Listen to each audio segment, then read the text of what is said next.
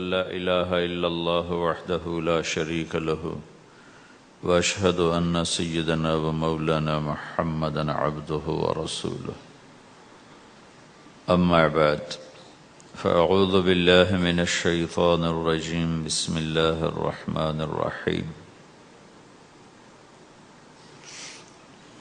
واعتصموا بحبل الله جميعا ولا تفرقوا واذكروا نعمة الله عليكم إذ كنتم أعداء فألف بين قلوبكم فأصبحتم بنعمته إخوانا وقال النبي صلى الله تعالى عليه وسلم المسلم أخو المسلم لا يخذله لا يظلمه بحسب امرئ من الشر أن يحقر أخاه المسلم وقال النبي صلى الله تعالى عليه وسلم إنما بعثت لأتمم مكارم الأخلاق أو كما قال.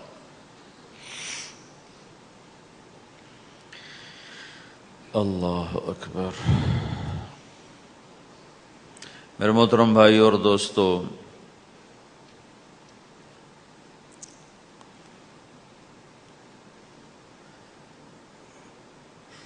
اسلام ایک زندگی گزارنے کا طریقہ ہے.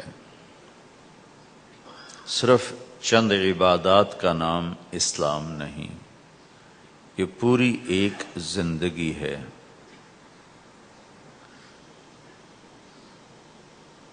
اور اس زندگی کو سکھانے کے لیے، چونکہ انسان پیدائشی طور پہ جاہل پیدا ہوتا ہے، اسے کچھ نہیں آتا، اسے سیکھنا پڑتا، اور جو سیکھتا ہے باہر سے سیکھتا ہے، سیکھا سکھایا نہیں پیدا ہوتا. کسی بچے کو آپ جنگل میں چھوڑ دو اور کوئی اس سے ملے نہیں تو وہ گونگا ہوگا، کچھ نہیں بول سکے گا. لیکن آپ چڑیا کے بچے کو تنہا چھوڑ دو، کوئی چڑیا اس سے ملاقات نہ کرے تو وہ اپنی زبان ہی بولے گا، اپنی زبان میں بولے گا. کوے کو تنہا چھوڑ دو، کوئی کوا اسے ملنے نہ دو تو کوے کی زبان ہی بولے گا. لیکن انسان کو گجراتی کا بچہ پنجابیوں میں چھوڑ دو تو گجراتی بھول جائے گا، پنجابی بولے گا. پنجابیوں کا بچہ گجراتیوں میں چھوڑ دو تو وہ پنجابی نہیں بولے گا، وہ گجراتی بولے گا.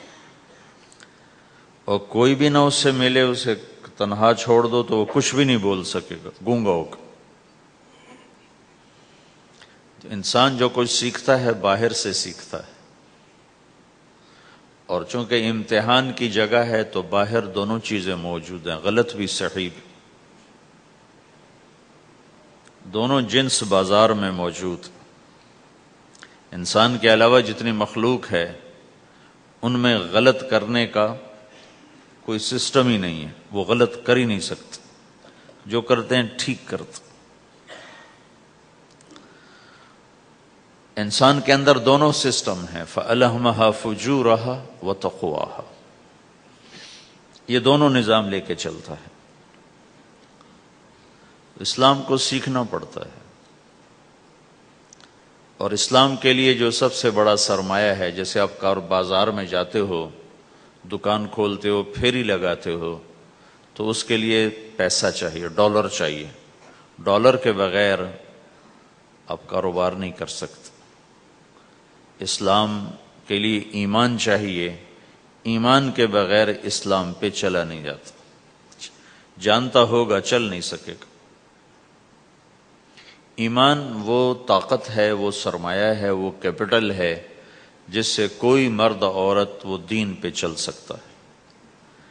یہ زیادہ ہوگا تو زیادہ چلے گا، تھوڑا ہوگا تو تھوڑا چلے گا، نہیں ہوگا تو صفر ہوگا، زیرو ہوگا. تبلیغ کا جو یہ کام اللہ تعالیٰ نے ہمیں دیا ہے، یہ ایمان کو سیکھنے کی اور اس کو آگے پہنچانے اور پھیلانے کی محنت ہے۔ ایمان سیکھنے کے لیے فمن شاء اتخذ الی ربہ سبیلا، کوئی ایک طریقہ نہیں ہے، کئی طریقے ہیں۔ اللہ نے سبیل کے اوپر الف لام نہیں لگایا، الف لام ہٹا کر یہ بتایا ہے کہ اللہ تک پہنچنے کے راستے کئی ہیں، محنت کے راستہ تو ایک ہے اسلام، اس پر آنے کی جو محنت ہے اس کے راستے مختلف ہیں۔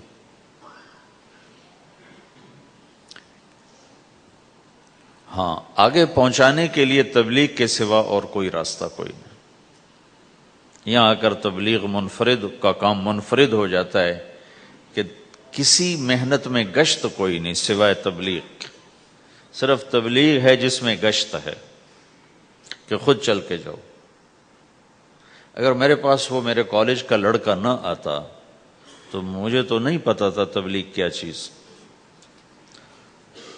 نہ دین کا پتہ تھا نہ دنیا کا پتہ تھا۔ تو کوئی چل کے آیا اور اس نے ہاتھ پکڑا، اور دعوت ہے ہی بے طلبوں کے لیے، مدرسہ تو طلب والوں کے لیے، وہاں تو تعلیم ہوتی، تبلیغ نہیں ہوتی۔ خانقاہ تو طلب والوں کے لیے ہے اور دعوت بے طلب لوگوں کے لیے، جو سننا نہیں چاہتے، جو قریب نہیں آنا چاہتے، اور ایسا طبقہ کروڑوں اربوں کی تعداد میں موجود، انہیں دین پر لانے کے لیے یا دین کی بات ان کے کان میں ڈالنے کے لیے سوائے گشت کے اور کوئی عمل کوئی نہیں۔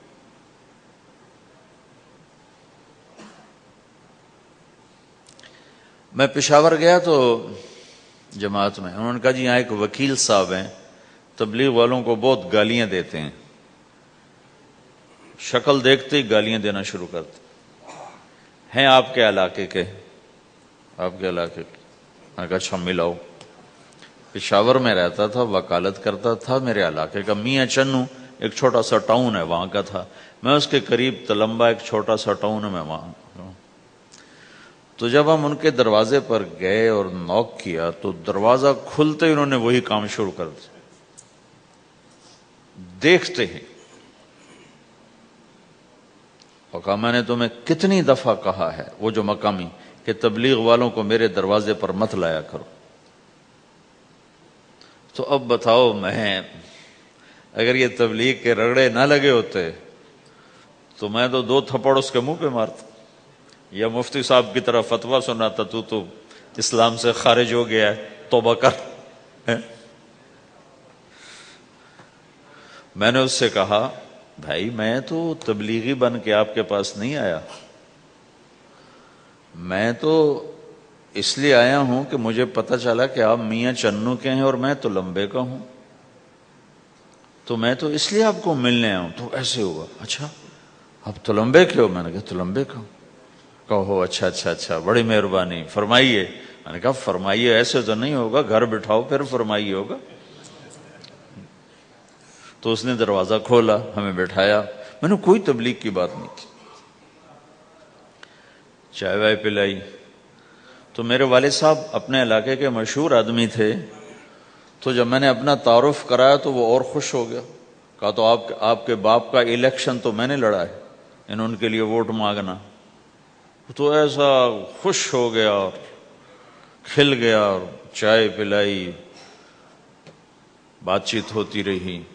تو اٹھتے ہوئے میں نے کہا فلاں مسجد میں ہماری جماعت آئی ہوئی، میں نے کہا چلو آپ کو بتا دو۔ مغرب کے بیان میں وہ آیا ہوا تھا۔ پھر جتنے دن میں وہاں رہا وہ آتا رہا، میں واپس چلا گیا۔ بیچ میں کئی سال گزر گئے۔ لاہور کیولری گراؤنڈ ایک مشہور جگہ، وہاں میرا بیان تھا، جو کرکٹر آئے ہوئے تھے، ان کو ہم نیا سعید انور، انضمام، مشتاق، ان کو ہم قریب کر رہے تھے، اس وقت نئے ان کو قریب کر رہے تھے، تو یہ لوگ آئے ہوئے تھے۔ تو بیان کے بعد ان کو لے کر ہم ایک کمرے میں بیٹھے، اس کمرے کی دیوار شیشے کی تھی، تو لوگ اندر آنے کی کوشش کر رہے تھے، تو ان پہرے والے ان کو روک رہے تھے۔ تو اس میں سے ایک آدمی منہ اوپر کر کے میری طرف سے اشارہ کرے، تو میں نے دیکھا تو ایک آدمی کی بڑی داڑھی، اور وہ مجھے ایسے ایسے اشارہ کر رہا ہے، میں نے نہیں پہچانا۔ تھوڑی دیر کے بعد میں نے غور سے دیکھا تو وہ وہی وکیل صاحب پشاور والے۔ تو میں نے کہا ان کو اندر بلاؤ، اندر بلاؤ۔ وہ اندر آئے تو میں اٹھ کے ملا، کہنے لگے یہ دیکھو یہ تمہارا ایک گشت، میرا وقت بھی لگ چکا ہے، بدنوں کا چلہ لگا ہے یا 3 چلے لگے ہیں۔ تو جو دیکھو نا، آپ میں سے کئی لوگ پھیری لگاتے ہیں، جس کو گجرا پھیری لگاتا ہوں، پھیری۔ میں پہلے سمجھا ہی نہیں، پھیری تو کہتے ہیں چھوٹے جہاز کو جو سمندر میں چلتا ہے، میں سمجھ یہ پھیری لگاتے ہیں، پھیری، اور وہ تو گجراتی میں پھیری کہتے ہیں پھیری کو۔ تو پہلے تو میں چکر کھاتا رہا کہ یہ کیا ہے پھیری، پھیری تو چھوٹے جہاز کو کہتے ہیں، چھوٹا بحری جہاز۔ تو پھر بعد میں کسی نے کہا کہ یہ چل پھر کے سودا بھیجا، اچھا پھیری کو پھیری کہہ رہے ہیں، تم خدا کو خدا کر دیتے ہو، خدا کا شکر ہے۔ ایک تو خدا لفظ ہی میں نے پہلے کہا تھا بولنے کا نہیں ہے، ایک اس کو خدا کو خدا کر دیتے ہو، خدا کی قسم۔ تو تم پھیری لگاتے لگاتے گاہک بنا لیتے ہو، نہیں بناتے ہو؟ پھیری لگاتے لگاتے تم اپنے گاہک بنا لیتے ہو۔ یہی تبلیغ کا کام ہے کہ پھیری لگاؤ، لوگوں کے در کھٹکھٹاؤ، کوئی لے گا کوئی نہیں لے گا۔ جو آپ لوگ پھیری لگاتے ہو تو سارے آپ سے سودا لیتے ہیں؟ نہیں لیتے، کوئی لیتا ہے کوئی نہیں لیتا، لیکن آپ جاتے رہتے ہو، جاتے رہتے ہو، جاتے رہتے ہو، جاتے رہتے ہو، آہستہ آہستہ آپ اپنا اتنا کام کر لیتے ہو کہ آپ کی روٹی چل جاتی۔ تو سارے نبیوں نے پھیرا لگایا، کوئی نبی گھر نہیں بیٹھا کہ میرے پاس کوئی آئے گا تو اسے سکھاؤں گا، ہر نبی نے پھیرا لگایا۔ اور داؤد علیہ السلام نے ایک دفعہ یہ کیا، ایک بڑا عبادت خانہ بنایا اور اس کی دیواریں اونچی کر دی، اتنی اونچی کہ اندر کوئی جا نہ سکے، اور یہ طے کیا کہ ہفتے میں ایک دن میں کسی سے نہیں ملوں گا، صرف اللہ اللہ کروں گا، ہفتے میں ایک دن۔ تو وہ پہلا دن تھا، اندر سے تالا لگا دیا اور خود اندر بیٹھ گئے، اور پہلا دن ہے کہ میں آج کسی سے نہیں ملوں گا۔ تو میرے رب کو یہ بات پسند نہیں آئی کہ نبی کا کام کٹ کے بیٹھنا نہیں ہے، لوگوں میں جانا ہے۔ تو اللہ تعالیٰ نے انسانی شکل میں 2 فرشتے اندر اتار دیے۔ اذ تصور المحراب ففزع منهم قال لا تخف خصمان بغى بعضنا على بعض فاحكم بيننا۔ کہا جی حضرت ہمارا جھگڑا ہو گیا ہے، ہم آپ سے فیصلہ کروانے آئے۔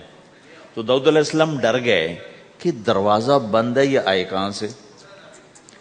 دیوار اتنی اونچی ہے کہ اس کے اوپر سے چھلانگ لگا کے بھی اندر نہیں آ سکتے، تو یہ کون ہے، آئی کہاں سے؟ دروازے کو دیکھیں تالا لگا ہوا ہے، دیوار کو دیکھیں اتنی اونچی ہے، تو کون چھلانگ لگا کے اندر آئے گا؟ تو ڈر گئے۔ تو کہنے لگے جی آپ ڈرے نہیں، ہمارا جھگڑا ہو گیا۔ کہ کیا جھگڑا ہے؟ کیا جھگڑا ہے؟ کہ ان ھذا اخی لہ 99 نعجہ ولی نعجۃ واحدہ فقال اکفلنیھا وعزنی فی الخطاب۔ یہ میرا بھائی ہے، اس کے پاس 99 بکریاں ہیں، بھیڑیں، 99 بھیڑ ہے، اور میرے پاس ایک ہے۔ یہ مجھے کہتا ہے ایک بھی مجھے دے دے، میری 100 پوری ہو جائے۔ تو آپ بتاؤ یہ غلط کر رہا ہے کہ ٹھیک کر رہا ہے؟ اب یہ فیصلہ تو آپ چھوٹے سے بچے سے بھی کروا سکتے ہو، نہیں؟ یہ تو لطیفہ سا بن گیا، داؤد علیہ السلام کے لیے لطیفہ بن گیا کہ ایک آدمی کہتا ہے جی میرے پاس 99 ہے، تیرے پاس ایک ہے، تو ایک مجھے دے دے، میری 100 ہو جائیں۔ تو داؤد علیہ السلام سوچ میں پڑ گئے یہ چکر کیا ہے۔ تو ایک دم ان کو خیال آیا کہ اوہو، جیسے میرے رب نے مجھے پیغام بھیجا ہے کہ داؤد تجھے بندوں کو دعوت دینے کے لیے بھیجا ہے، مصلی پر بیٹھنے کے لیے نہیں بھیجا۔ ہاں مصلی پر بیٹھنا ہے، اس کے لیے رات ہے، قم اللیل الا قلیلا نصفہ او انقص منہ قلیلا او زد علیہ ورتل القرآن ترتیلا، چل ومن اللیل فتہجد بہ نافلۃ لک عسیٰ ان یبعثک ربک مقاما محمودا، رات ہے آ جاؤ، ان ناشئۃ اللیل ہی اشد وطئا واقوم قیلا، آجا آجا، رات بڑی مزے کی چیز ہے، تو اور میں تنہا، فاذا فرغت فانصب وإلی ربک فارغب، آ جاؤ، تتجافى جنوبهم عن المضاجع يدعون ربهم خوفا وطمعا ومما رزقناهم ينفقون، رات تیری میری، دن میرے بندوں کے لیے۔ نہیں بیٹھ سکتا، تسبیح پکڑ کے نہیں بیٹھ سکتے ہو۔ تو اس پر داؤد علیہ السلام سجدے میں گرے، آیت سجدہ ہے اس لیے میں نہیں پڑھتا ہوں، سجدے میں گرے اور کہا یا اللہ معافی کر دے، یا اللہ معاف کر دے، یا اللہ معاف کر دے، میں نے دروازے بند کر لیے، حالانکہ میں یہ میرے منصب کے خلاف تھا، اس پر اللہ سے معافی مانگی۔ تو چل کے جانا نبیوں کی صفت ہے، یہی ہماری صفت۔ اس امت کو یہ کام دیا گیا کہ یہ اوروں کے پاس جا کے اپنا سودا پیش کر، اپنوں کو بھی سنبھالے اور غیروں تک بھی پہنچے۔ نہیں سنتے پھر جاؤ، نہیں سنتے پھر جاؤ، کیونکہ دلوں کا پھیرنا اللہ کے ہاتھ میں ہے، تیرے ذمہ آواز لگانا ہے۔ اللہ تعالیٰ نے تقسیم کر دی، قم اللیل الا قلیلا، رات اللہ کے پاس آ جا، دن میں کیا کر، ان لک فی النہار سبحا طویلا، تیرا دن میں کام بہت زیادہ ہے، سبحا طویلا، دعوت کے کام کو تیرنے سے تشبیہ دی ہے، سبح تیرنے کو کہتے۔ اللہ کے نبی کا ایک گھوڑا تھا جس کا نام تھا سبحہ، میں نے بتایا تھا پہلے دن، وہ اتنا تیز چلتا تھا جیسے تیر رہی ہو، اس لیے اللہ کے نبی نے خود اس کا نام سبحہ رکھا تھا، تیرنے والا۔ تو تبلیغ کے کام کو تیرنے سے تشبیہ دی کہ آپ نے لمبا تیرنا ہے، اور مکے میں تو پانی کوئی نہیں، تو کہاں تیرنا ہے جی؟ سارے مکے میں پانی کا قطرہ کوئی نہیں زمزم کے کنویں کے سوا، تو تیرنا کہاں ہے؟ یہ اس دعوت کے کام کی بڑی خوبصورت تصویر ہے، سبحا طویلا۔ حالانکہ اللہ فرماتا ہے ان لک فی النہار شغلا طویلا عملا عظیما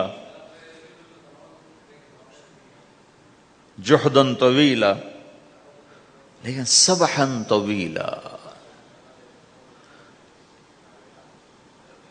جو آدمی چل رہا ہوتا ہے اگر وہ بیٹھ جائے تو کوئی نقصان تو کوئی نہیں، گاڑی چلا رہا ہے کہیں گاڑی روک لے تو کوئی نقصان تو کوئی نہیں، تھوڑی دیر سے پہنچ جائے گا، کہیں گاڑی کھڑی کر کے کافی پینے لگ گیا تو کوئی مسئلہ تو کوئی نہیں ہے، آدھا گھنٹہ دیر سے گھر پہنچ جائے گا۔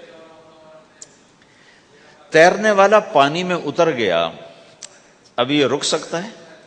کیوں بھائی؟ اگر یہ کافی پینے کا ارادہ کرے تو کہاں جائے گا؟ تو مچھلی کے پیٹ میں جائے گا۔ پانی میں اترنے کے بعد اختیار ختم ہے، اب تیرنا ہے، کہاں تک؟ دوسرا کنارہ جب تک ہاتھ میں نہیں آتا تیرنا ہے، سبحا طویلا، جب تک آخرت کا کنارہ ہاتھ میں نہیں آتا اے میرے نبی تجھے دعوت کا کام کرتے ہی رہنا ہے، کرتے ہی رہنا ہے، کرتے ہی رہنا ہے، تیری چھٹی کوئی نہیں۔ سبحن میں یہ اشارہ تھا کہ چھٹی کوئی نہیں، یہ موت تک کا کام ہے، وَاعْبُدْ رَبَّكَ حَتَّى يَأْتِيَكَ الْيَقِينُ۔ آئے ہائے، جب یہ آیت اتری یا ایھا المدثر قم فانذر وربک فکبر، اے میرے محبوب اٹھ جا، اٹھ جا، میرا پیغام سنا، تو لیٹا ہوا ہے۔ تو اس پر آپ نے کہا خدیجہ انقطع ایام النوم والراحہ، میرے آرام کے دن چلے گئے، میرے سونے کے دن چلے گئے، میرے رب نے مجھے کہا ہے اٹھ جا اور میرا پیغام سنا۔ تو اس وقت تو کوئی جاننے والا نہیں تھا، تو پہلے آپ چپ کے بات فرما رہے تھے، پھر اللہ نے کہا کھل کے کہہ، تو پھر آپ نے کہا میں خدیجہ میں کس کو کہوں، میری کون سنے گا، من ادعو من یستجیب۔ تو حضرت خدیجہ نے عرض کی یا رسول اللہ آپ دعوت دینے میں پہل کریں، میں لبیک کہنے میں پہل کرتی ہوں۔ تو بھائیو دعوت ہمارا سرمایہ ہے، دعوت سے ایمان بنتا ہے، ایمان سے عمل بنتا ہے۔ تو اگر آپ اس دعوت میں حرکت کرتے رہو گے، ان لک فی النہار سبحا طویلا، کل میں نے اس پر تھوڑی تفصیل سے بات کر دی تھی، آج میں اس سے اگلی بات کرنا چاہتا ہوں، لیکن اس کو بار بار سننا اس لیے ضروری ہے کہ آدمی بڑی جلدی بھول جاتا ہے، اور نفع سامنے نہ ہو تو اس کے لیے قدم اٹھانا، مال لگانا مشکل ہو جاتا ہے۔ آپ پھیری بھی تو لگاتے ہو، تو شام کو پیسہ ہاتھ میں آتا ہے تو تھکاوٹ چلی جاتی۔ میں نے ایک شخص سے کہا تھوڑا تبلیغ میں وقت دے دو بھائی، کہا جی مجھے گولیاں لگی تھیں تو اس کے بعد میرے بدن میں درد ہوتا ہے تو میں ٹائم نہیں دے سکتا، لیکن میں اسے دیکھتا تھا وہ صبح سے شام تک اپنے دکان پہ کھڑا ہوتا تھا، کھڑا ہو کے کام کرتا تھا۔ تو ایک دن میں نے اس سے پوچھا یہ تو دکان پہ کھڑا ہوتا ہے، اس کا درد تمہیں نہیں ہوتا؟ تبلیغ میں تو اتنی مشقت نہیں ہے۔ وہ کہنے لگا جی روز درد بہت ہوتا ہے، لیکن میں جب شام کو پیسے گنتا ہوں تو سارا درد چلا جاتا ہے، سارا درد چلا جاتا ہے۔ تو اب آپ تبلیغ میں 3 دن کے لیے گئے تو کچھ لگا کے آتے ہو، ہاتھ میں تو کچھ بھی نہیں ہوتا، اور چلے کے لیے جاؤ تو کچھ لگتا ہے، ہاتھ میں تو کچھ بھی نہیں آتا۔ 4 مہینے کے لیے جاؤ تو کچھ لگتا ہے، ہاتھ میں تو کچھ بھی نہیں آتا۔ تو وہ جذبہ پیدا نہیں ہوتا لگانے کا، تھکنے کا، تھکانے کا، جیسے دنیا میں پیدا ہوتا ہے کہ اس کی واپسی نظر آ رہی ہوتی۔ تو اس لیے بار بار ضرورت ہے اس کو سننے اور سنانے کی کہ اللہ نے اس امت کو یہ منصب دیا ہے، کنتم خیر امت اخرجت للناس، تم سب سے بہترین امت ہو، تمہیں نکالا گیا ہے۔ کیا کرتے ہو؟ تأمرون بالمعروف وتنہون عن المنکر وتؤمنون باللہ، بھلائی کی بات کرتے ہو، برائی سے روکتے ہو، صلہ مجھ سے لیتے ہو، تؤمنون باللہ، صلہ مجھ سے لیتے ہو، اللہ پہ ایمان لاتے ہو۔ کل بھی میں نے کہا تھا کہ ہر مسلمان کے ذمہ دعوت ہے، عمل کرے یا نہ کرے۔ آج پھر اس کو دوہرا رہا ہوں کہ عمل کرے یا نہ کرے، اوروں کو دعوت دینا ہر مسلمان کے ذمہ ہے۔ اللہ تعالیٰ نے بنو اسرائیل کے بارے میں کہا میری تم پہ لعنت ہے، لعن الذین کفروا من بنی اسرائیل علی لسان داود و عیسی ابن مریم، اے داود، اے عیسیٰ، ان پر لعنت بھیجو۔ کتنا سخت اللہ کا فرمان ہے۔ اچھا کیوں؟ کس لیے؟ اللہ نے دو جرم بتائے، ذَلِكَ بِمَا عَصَوْا وَكَانُوا يَعْتَدُونَ، یہ بہت نافرمان ہو چکے ہیں، بہت نافرمان ہو چکے ہیں۔ ایک اس کی وجہ سے ان پر اللہ کی لعنت۔ دوسرا کیا ہے؟ کانوا لا یتناہون عن منکر فعلوہ، جو گناہ خود کر رہے ہوتے ہیں اس سے اوروں کو نہیں روکتے۔ کانوا لا یتناہون، نہیں روکتے تھے، عن منکر، اس گناہ سے، فعلوہ، جسے وہ خود کر رہے ہوتے تھے۔ تو اس سے پتہ چلا کہ اگر کوئی نافرمانی بھی کر رہا ہے تو کسی کو اگر دیکھتا ہے نافرمانی کرتے تو اسے سمجھانا اس کے ذمے ہے۔ یعنی اللہ تعالیٰ نے اللہ یوں کہہ رہا ہے کہ کم وقت خود تو برائی کر رہا تھا تو کسی کو روکتا تو صحیح۔ دونوں ہی کام نہیں کیے، نہ خود چھوڑا نہ کسی اور کو روکا۔ تو بھائیو، حرکت کرتے رہنا، اس حرکت میں بڑی طاقت ہے۔ ساری کائنات حرکت میں، اگر رک جائے تو تباہی۔ زمین حرکت کر رہی ہے، سورج حرکت کر رہا ہے، چاند، ستارے، ہر شے حرکت میں۔ تمہاری زمین 66,000 کلومیٹر فی گھنٹہ کی رفتار سے روزانہ بھاگی جا رہی۔ کہیں پتہ چلا کہ پاناما میں دونوں سمندروں کے 66,000 کلومیٹر فی گھنٹہ کی رفتار سے دوڑا جا رہا ہے۔ تمہارا سورج 6 لاکھ میل، 9 لاکھ کلومیٹر فی گھنٹہ کی رفتار سے دوڑتا جا رہا ہے۔ حرکت کے ساتھ زندگی ہے، حرکت ختم ہوگی زندگی ختم ہو جائے گی۔ اب لوگوں نے حرکت کی، اپنے ملکوں کو چھوڑ کر آئے، اللہ نے آپ کو روزگار دے دیا، باعزت روزگار دے دیا۔ تو بھائیو اللہ کے دین کے لیے حرکت کرتے رہنا، عمل بھی آ جائے گا انشاءاللہ، ایک دن دیکھو گے زندگی بدلے گی۔ ہمارے بزرگ تھے، ساتھی فوت ہو گئے، تو ان کا بیٹا پی آئی اے میں کیپٹن تھا، جہاز اڑاتا تھا۔ تو انہوں نے کہا بیٹا نماز پڑھ لیا کر۔ کہا ابا فرصت نہیں ملتی، بہت کام ہوتے۔ کہا اچھا چلو نماز کے وقت ایک آدمی کو دعوت دے دیا کر، 5 نمازیں ہیں، 5 دفعہ دعوت دے دیا کر۔ وہ کہنے لگا میں دعوت دوں؟ خود تو میں پڑھتا نہیں، دوسرے کو کیسے دعوت دوں؟ کہا بیٹا ایک تو میری مان لے، نماز کا انکار کیا ہے تو یہ تو مان لے کہ چلو کسی کو کہہ دیا کر کہ بھائی نماز پڑھا کرو۔ کہا چلو یہ تو آسان ہے، میں کہہ دوں گا۔ تو اس نے اپنے ابا کی بات مان لی، ہر نماز پہ 1-2 کو کہہ دیتا بھائی نماز پڑھا کرو۔ اس کے والد فوج میں جرنیل تھے، یہ کیپٹن تھا، دونوں کی ملاقات نہیں ہوئی۔ 6 مہینے بعد باپ بیٹا کی ملاقات ہوئی تو دیکھا تو کپتان صاحب کی داڑھی بھی اور ماتھے پہ محراب بھی۔ انہوں نے کہا بیٹا یہ کیا ہوا؟ کہا آپ نے مجھے پھنسا دیا۔ وہ جب میں لوگوں کو کہتا رہا تو میرے اپنے اوپر اثر ہونا شروع ہو گیا کہ میں اپنے آپ کو ملامت کرنے لگا کہ اوروں کو تو کہہ رہا ہے، خود تو پڑھتا نہیں۔ کہ اس نے مجھے کھڑا کیا اور میں نماز پہ آیا۔ پھر ایک دن شیو کرنے لگا، شیشے میں کھڑا دیکھ رہا تھا، تو میں نے کہا جب اللہ کو سجدہ کر رہا ہوں تو چہرے پہ نبی کی سنت بھی ہونی چاہیے، تو میں نے سیفٹی بھی پھینک دی، میں داڑھی بھی رکھ لی۔ تو تبلیغ کا کام کرتے رہنا، ہم فرشتے نہیں بن سکتے۔ ایک دفعہ ایک آدمی نے میرے اوپر بڑی چڑھائی کی، تم تبلیغ والے منافق ہو، کہتے کچھ ہو کرتے کچھ ہو، تمہارے قول اور فعل میں بہت فرق ہے، بہت۔ جب ان کا غصہ اتر گیا تو میں نے ان سے کہا بھائی 100 نمبر تو اللہ نے بھی نہیں مانگے، آپ کیوں مانگتے ہو؟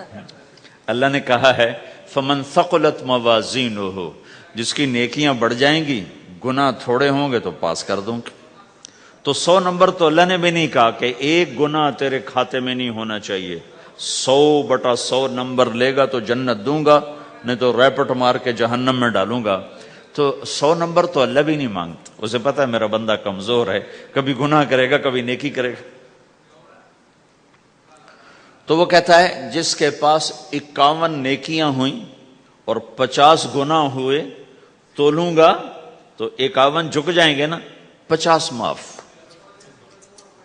مثال دے رہا ہوں میں، ہمارے علاقے میں ایک زمیندار تھے، وہ ذکر بھی بہت کرتے تھے، گالیاں بھی بہت دیتے، ادھر سبحان اللہ تیرے فلانے، الحمدللہ کے ساتھ ایک پھکڑ تولتے تھے، ساری زندگی وہ ایسا ہی کرتے رہے۔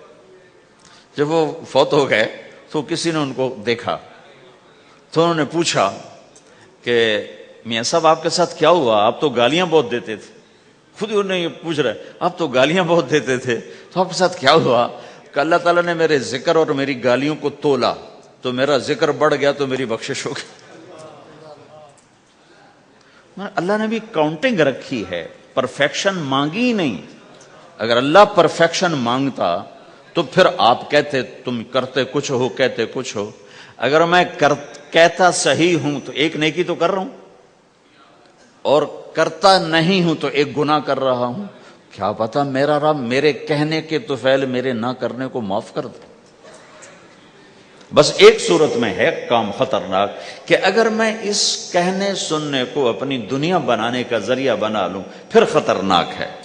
أَتَأْمُرُونَ النَّاسَ بِالْبِرِّ وَتَنْسَوْنَ أَنفُسَكُمْ وَأَنْتُمْ تُتْلُونَ الْكِتَابَ، وہ یہ آیت ہے۔ لیکن اگر میرے اندر اخلاص ہے تو پھر میں انسان ہوں، کبھی اچھا کروں گا کبھی برا کروں گا، لیکن میرے ذمہ صدا لگانا ہے۔ تو بھائیو اس تبلیغ کے کام کو کرتے رہنا، اس سے ایمان بنتا ہے، ایمان سے دین وجود میں آتا ہے۔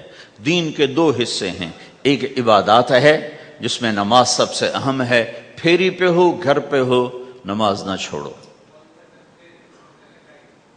رمضان کے روزے ہیں، اللہ پھر رزق زیادہ دے دے، حج کرو، زکوٰۃ دو، لیکن عبادات بڑی محدود ہیں اور اس میں کثرت اللہ نے مطالبہ بھی نہیں کیا، بلکہ اللہ تعالیٰ نے اس میں اعتدال ہی کو پسند فرمایا ہے۔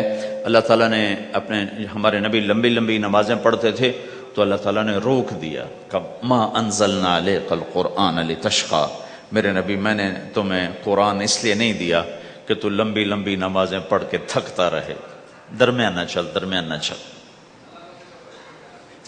اللہ کے نبی نے تبلیغ میں زیادہ زور دکھایا تو اللہ نے اس پر بھی کہا فلا تذهب نفسك علیہم حسرات، اتنا غم نہ کیا کر کے تو خود ہی ہلاک ہو جائے، نہیں ایسا نہ کر۔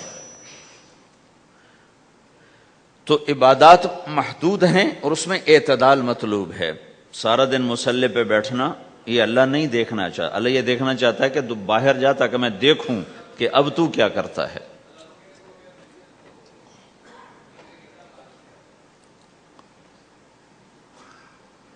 دوسرا حصہ اس کا اخلاقیات ہیں، آپس کی معاشرت ہے۔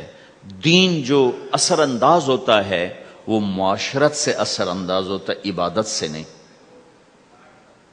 عبادات سے نہیں۔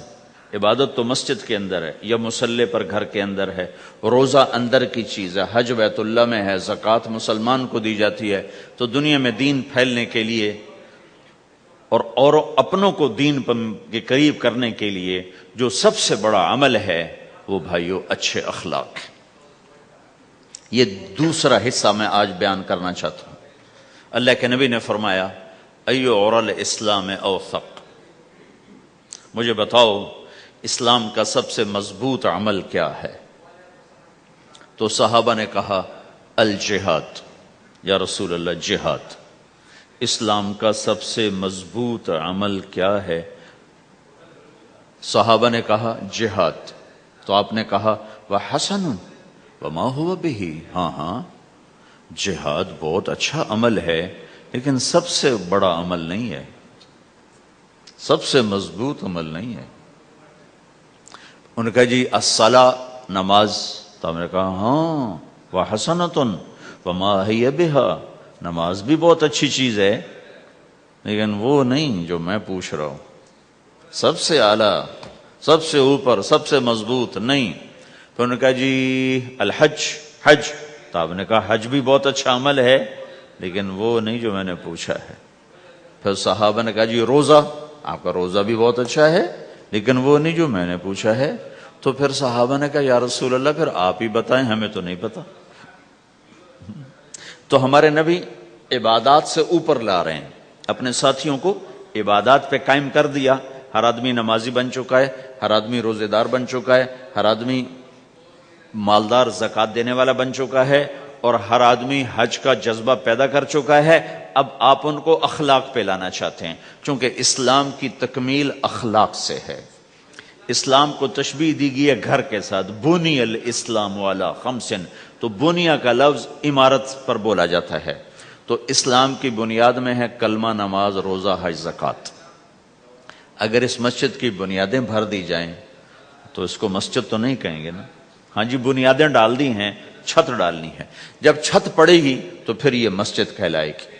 تو اسلام کی بنیاد قائم ہو چکی تھی، اب آپ چھت ڈالنا چاہتے تھے۔ چھت کیا ہے؟ وہ اچھے اخلاق ہیں، تو اب آپ ان کو اوپر لا رہے ہیں۔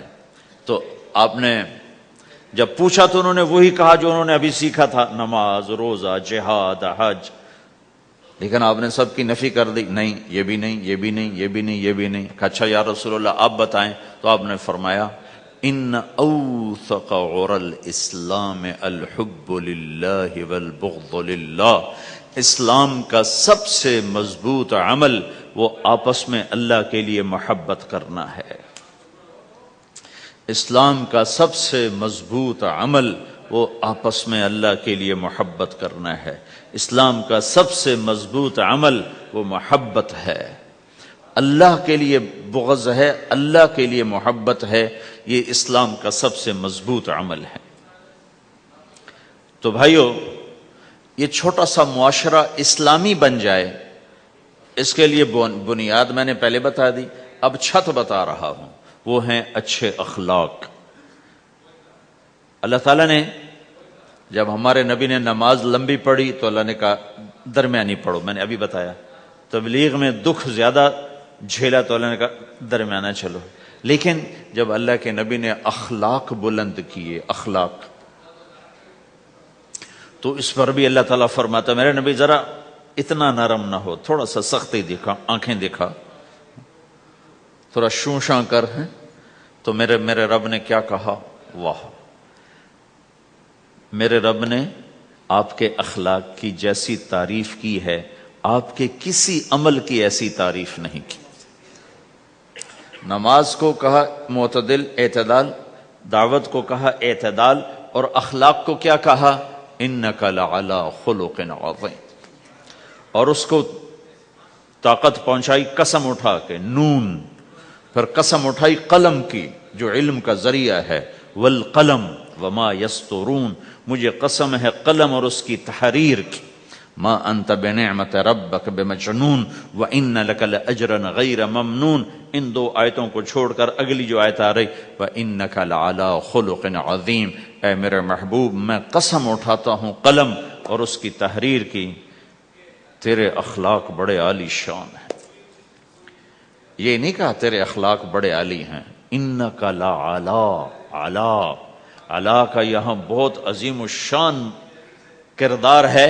علا یہ بتا رہا ہے کہ اے میرے نبی جتنے اخلاق تصور کیے جا سکتے ہیں وہ سب تیرے تابع ہو چکے ہیں، اور تو ان پہ سوار ہو چکا ہے، تو ان پہ چھا چکا. علا چھا جانے کے لیے ہوتا ہے کہ تمام اخلاق تیرے غلام ہو چکے.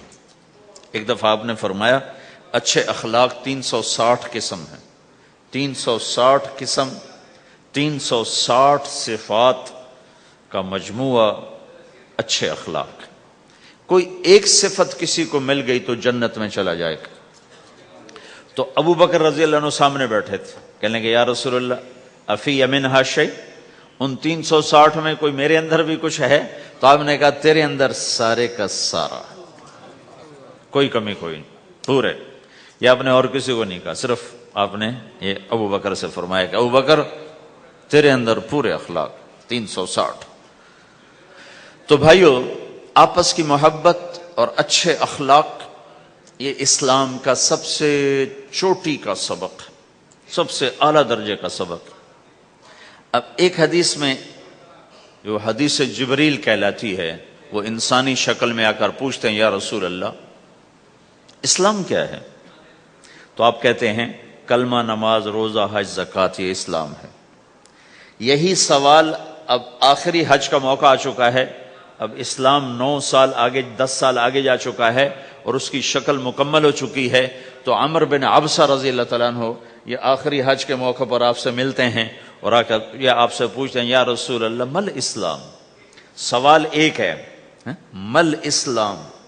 شروع میں مدینے کے داخلے کے شروع میں جبریل انسانی شکل میں آتے ہیں اور کہتے ہیں مل اسلام، اسلام کیا ہے؟ تو آپ کہتے ہیں کلمہ، نماز، روزہ، حج، زکوٰۃ. اب یہی سوال 10 سال کے بعد یا 9 سال کے بعد عمر بن عبسہ کہتے ہیں یا رسول اللہ مل اسلام، اسلام کیا ہے؟ تو اب جواب سنو. آپ نے فرمایا اطعام الطعام وطیب الکلام، میٹھا بول بولنا اور کھانا کھلانا.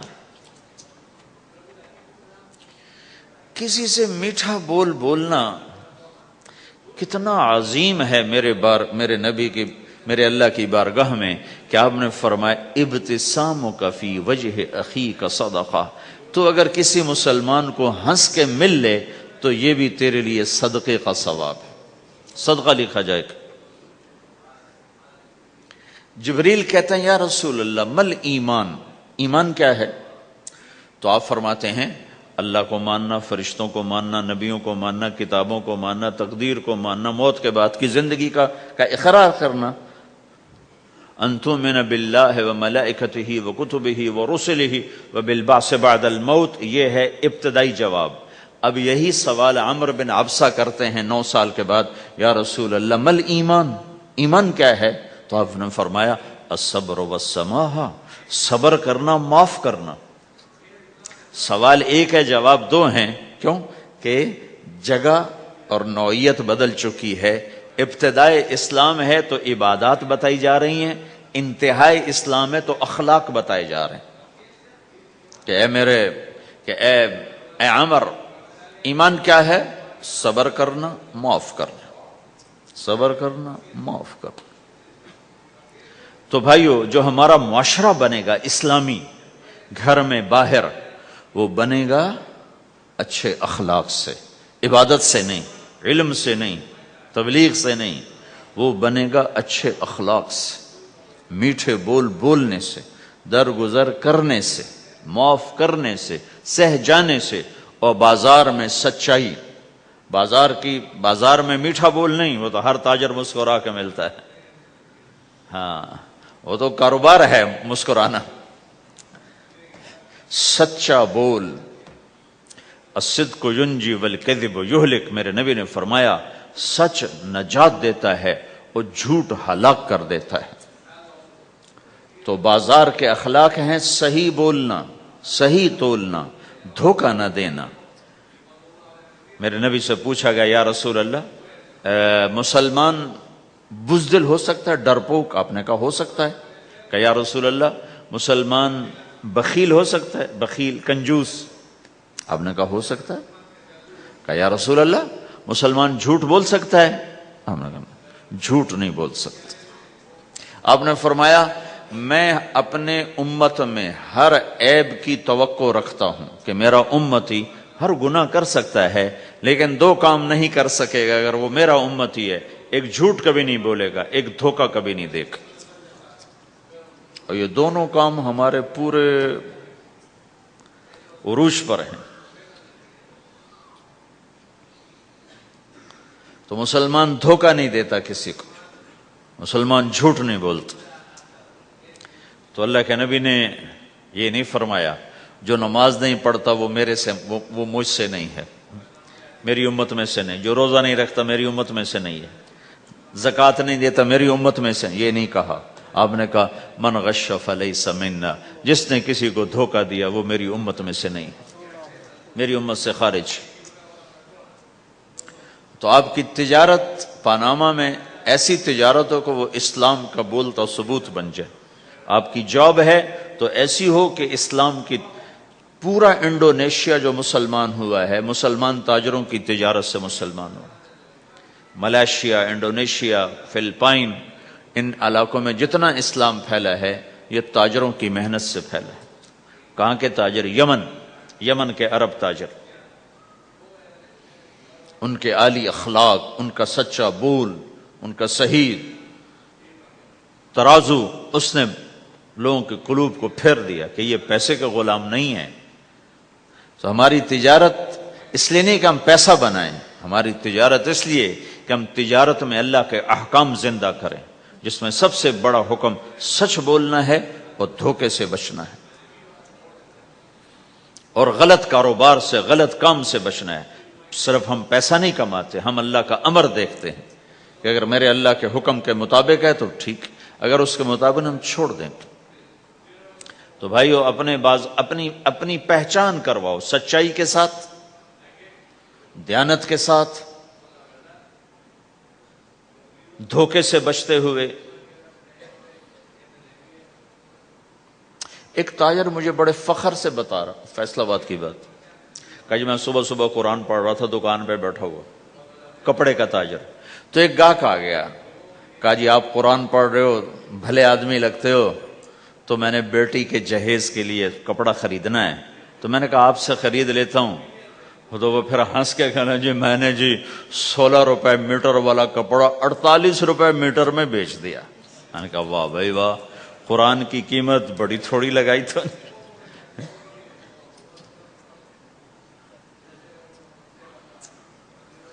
ہائے ہائے ہائے ہائے، اس کو شرم بھی نہیں آ رہی اس بات پر، احساس ہی کوئی نہیں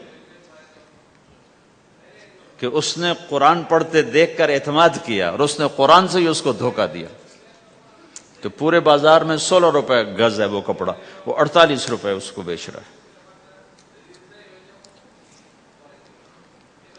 اگر اپنے نبی کی بات سنو، آپ نے کہا سچا تاجر قیامت کے دن نبیوں کے ساتھ کھڑا کیا جائے گا۔ کیوں؟ کہ ہر موقع پہ جھوٹ بولا جا سکتا ہے، پروفٹ کمایا جا سکتا ہے، دھوکہ دیا جا سکتا ہے، فراڈ کیا جا سکتا ہے، اور اس سے بچتا ہے بچتا ہے بچتا ہے بچتا ہے، نہ اپنوں کو دھوکہ دیتا ہے نہ غیروں کو دھوکہ دیتا ہے۔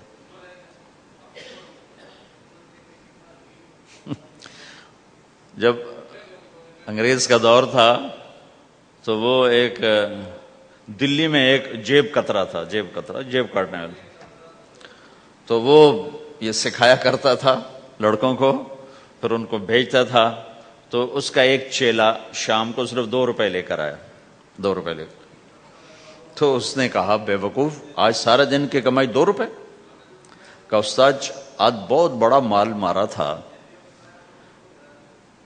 لیکن میں نے دیکھا تو وہ ایک گورا تھا، انگریز تھا، تو مجھے خیال آیا اگر قیامت کا دن عیسیٰ علیہ السلام نے میرے نبی کو گلہ دے دیا کہ تیرے امتی نے میرے امتی کی جیب کاٹی تھی، تو میں اپنے نبی کو کیا جواب دوں گا؟ تو میں نے جا کر اس کو واپس کر دیا، ابھی اپنے کے کھسکا کے لایا ہوں 2 روپے۔ تو پچھلے زمانے کے تو چور بھی ایسے خوددار ہوتے تھے، اب تو نمازی ایسے غیرت کہاں پھینک کے آ گئے ہیں، ماتھے پہ محراب ہوتا ہے اور دھوکے میں سب سے اول ہوتے۔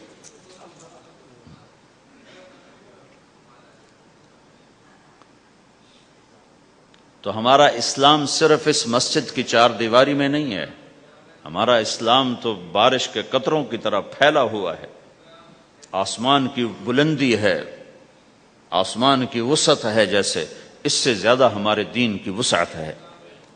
تو آپ کسی دفتر میں ہو یا اپنے کاروبار میں ہو تو اس میں بھی اللہ کے نبی نے آپ کو طریقہ بتایا ہے۔ تو بازار کے اخلاق ہیں مسکرانا نہیں، بازار کے اخلاق ہیں سچ بولنا، صحیح دینا، صحیح تولنا، صحیح سودے کا عیب بتانا۔ عبد الرحمن بن عوف رضی اللہ تعالیٰ عنہ کے بارے میں، وہ پہلے 10 صحابہ میں آتے ہیں، پہلے 10 صحابہ، آپ نے کہا ابو بکر جنتی، عمر جنتی، عثمان جنتی، علی جنتی، طلحہ جنتی، زبیر جنتی، سعد جنتی، عبد الرحمن جنتی، ابو عبیدہ جنتی، سعید بن زید جنتی، اس میں ایک عبد الرحمن۔ جب ان کا انتقال ہوا تو انہوں نے 3 ارب 10 کروڑ 20 لاکھ دینار چھوڑے ترکہ۔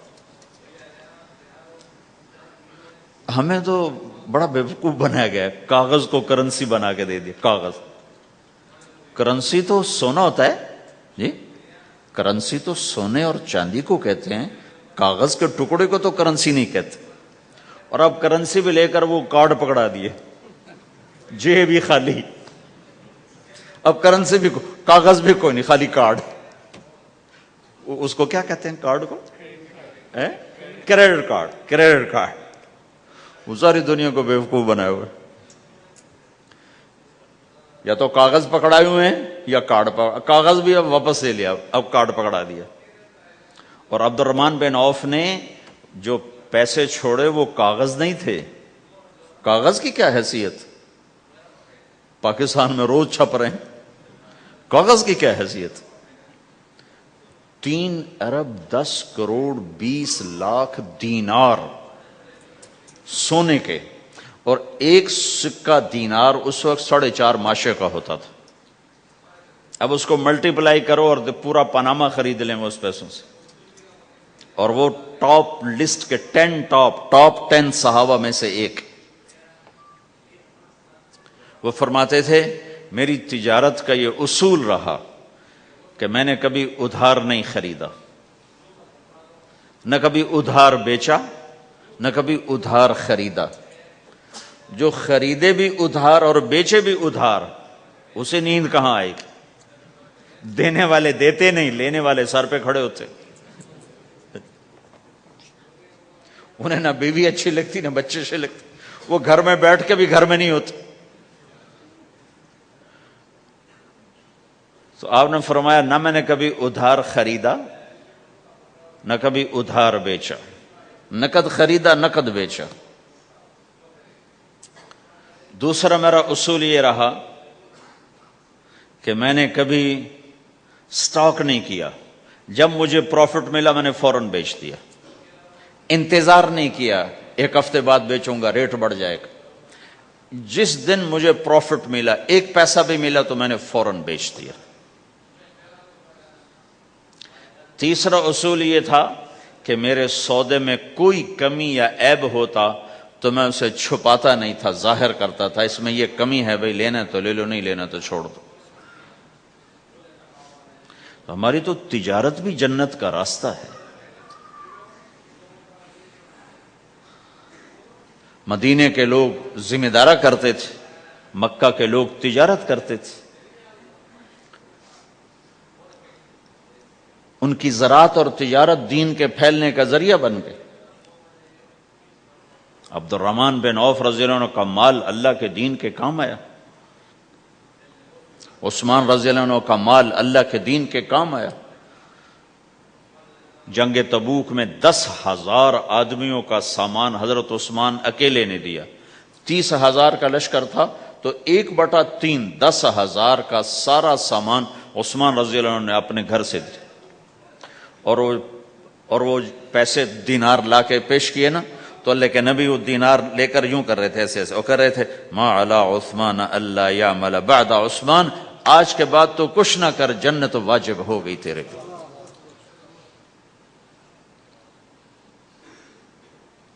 تو بھائیو، ہمارا دین صرف ہمیں عبادت نہیں بتاتا،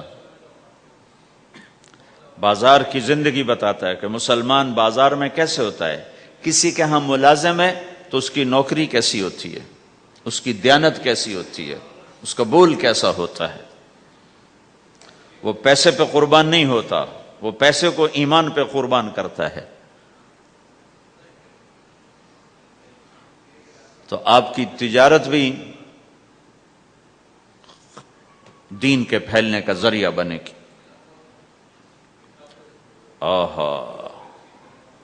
صرف نماز سے گناہ معاف نہیں ہوتے. مسلم شریف کی روایت ہے، من امسا کالن بعمل یدہ امسا مغفورا لہ، جو صبح سے شام تک روزی کماتے کماتے حلال حلال حلال حلال، جھوٹ والی نہیں، کھوٹ والی نہیں، خیانت والی نہیں، حرام چیز نہیں.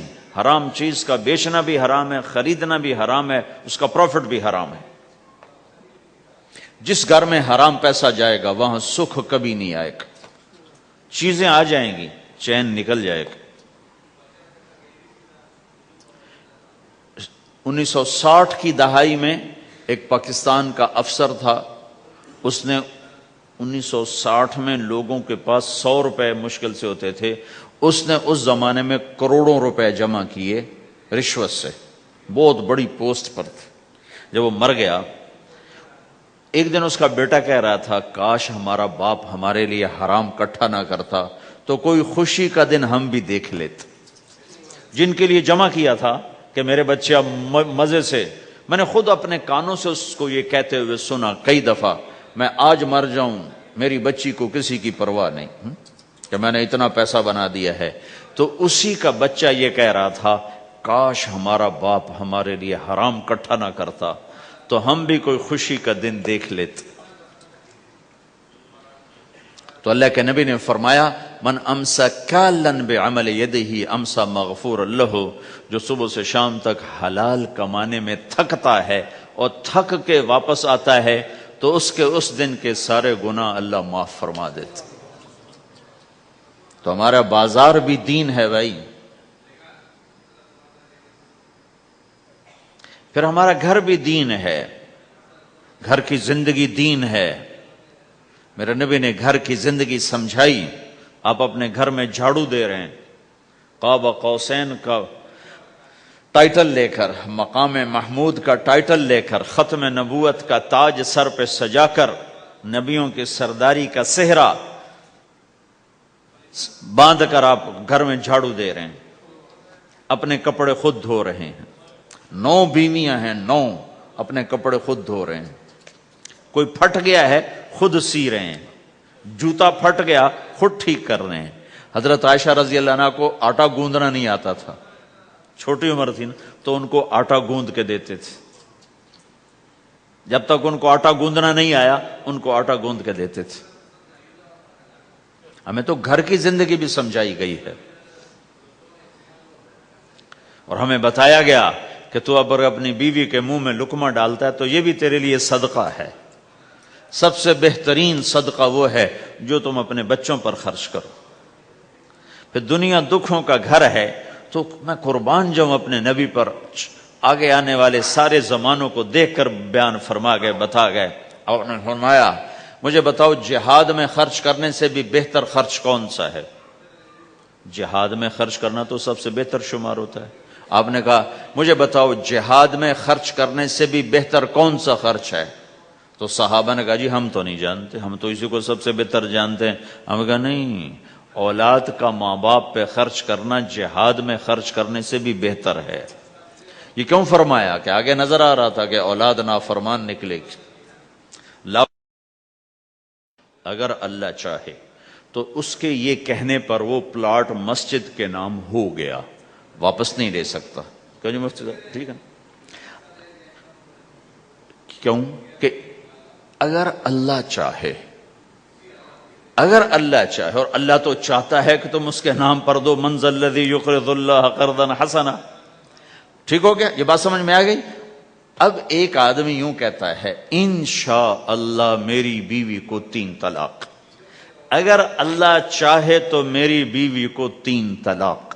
تو علماء فرماتے ہیں یہ طلاق نہیں ہوگی. کیوں نہیں ہوگی؟ اس لیے کہ اس نے کہا ہے اگر اللہ چاہے تو میری بیوی کو 3 طلاق، اور اللہ چاہتا ہی نہیں کوئی اپنی بیوی کو طلاق دے، لہذا یہ طلاق نہیں ہوگی. ہزاروں دفعہ کہہ دے انشاءاللہ ساتھ لگا ہوا ہو، نہیں ہوگی.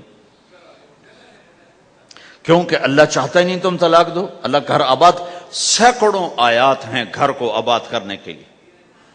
فَإِنْ خِفْتُمْ شِقَاقَ بَيْنِهِمَا، اگر میاں بیوی میں ہو گئی کھٹپٹ تو بڑھاؤ نہیں. کیا مصیبت ہے کہ کچھ ادھر سے بڑھانا لگ جاتے ہیں، کچھ ادھر سے بڑھانا شروع کر دیتے. فَبَعْثُوا حَكَمًا مِّنْ أَهْلِهِ وَحَكَمًا مِّنْ أَهْلِهَا. تو طلاق دینے میں جلدی نہ کرو، جلدی نہ کرو. صلح صفائی کے لیے ایک آدمی بچی کی طرف سے آئے، ایک آدمی بچے کی طرف سے آئے، اور دونوں میں صلح صفائی کی کوشش کرو. یا ایھا النبی اذا طلقتم النساء، اے میرے نبی جب تم طلاق دینا چاہو تو یا ایھا النبی یہاں یہ اس لیے آیا ہے کہ اللہ تعالیٰ کہہ رہا ہے اے ایمان والو میں یہ نبی اپنا سفارشی بنا کے تمہارے سامنے پیش کرتا ہوں، طلاق نہ دیا کرو، نہ دیا کرو. یہ ہے یا ایھا النبی سے ایک دم ایمان والوں کی طرف منتقل ہونے کا فلسفہ کہ دیکھو میں اپنا نبی تمہارے لیے سفارشی بناتا ہوں کہ طلاق نہ دیا کرو. اگر دینی پڑ جائے چونکہ جائز ہے، نہیں نباہ ہو رہا، پھر زبردستی بھی نہیں کرنی چاہیے. اگر کوئی جائز وجہ ہے تو طلاق ہوئی ہے، پھر اسے دشمنی کا سبب نہیں بنانا چاہیے. اگر صحیح مناسب ہوئی ہے، اللہ کے نبی نے خود 2 خواتین کو طلاق دی، نکاح تو کیا، رخصتی نہیں ہوئی، طلاق دے دی. اللہ کے نبی کی بیٹیوں کو طلاق پڑی، حضرت ام کلثوم، حضرت رقیہ رضی اللہ عنہ دونوں کو طلاق دی گئی. ابو لہب کے بیٹوں نے طلاق دی.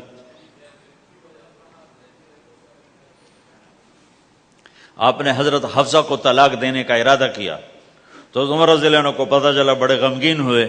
تو اللہ جبریل آ گئے، یا رسول اللہ، اللہ تعالیٰ فرما رہے ہیں حفصہ کو طلاق نہیں دے سکتے، یہ آپ کی دنیا کی بیوی بھی ہے، جنت کی بیوی بھی ہے. کہ عمر کے دل شکنی ہو رہی ہے. تو ایک گھر باقی رہے اس کے لیے سینکڑوں آیات اللہ تعالیٰ نے اتاری، اور ہمیں کہا عاشروہن بالمعروف، اپنی بیویوں کے ساتھ اچھا سلوک کرو. ہمیں خطاب، چونکہ مرد کسی کی بچی کو لے کے آتا ہے، لڑکا کسی کی بچی کو لے کے آتا ہے، اور وہ بچی ماں چھوڑتی، باپ چھوڑتی ہے، بھائی چھوڑتی ہے، بہنیں چھوڑتی ہے، سہیلیاں چھوڑتی ہے، سب کو چھوڑتی ہے، اور تیسرے دن اس کو تانے شروع ہو جاتے ہیں، اس کا تو دل ہی نہیں لگتا. اور پہلے دن اپنی بیوی کو نصیحت دی جا رہے تھے، میری ماں کی خدمت کرنی ہے، میری کرنا کر، میری ماں کی کرنی ہے، میرے ابا کی کرنی، میری بہنوں کی کرنی، کسی کے سامنے تم نے بولنا نہیں، کسی کے سامنے اف نہیں کرنا. بے وقوف، اس سے محبت تو جتا پھرو، اس کے بعد جو کچھ کہے گا وہ کرے گا. پہلے دن ہی حکم، نہ تعلق بنا ہے، نہ محبت پیدا ہوئی ہے، اور نہ ابھی جوڑ بیٹھا ہے، اور پہلے دن حکم سنانے شروع کر دی. اس کے ذمہ نہ تیری ماں کی خدمت ہے، نہ تیرے باپ کی خدمت ہے، نہ تیری بہنوں کی خدمت، یہ ساری خدمت تو تیرے ذمہ ہے۔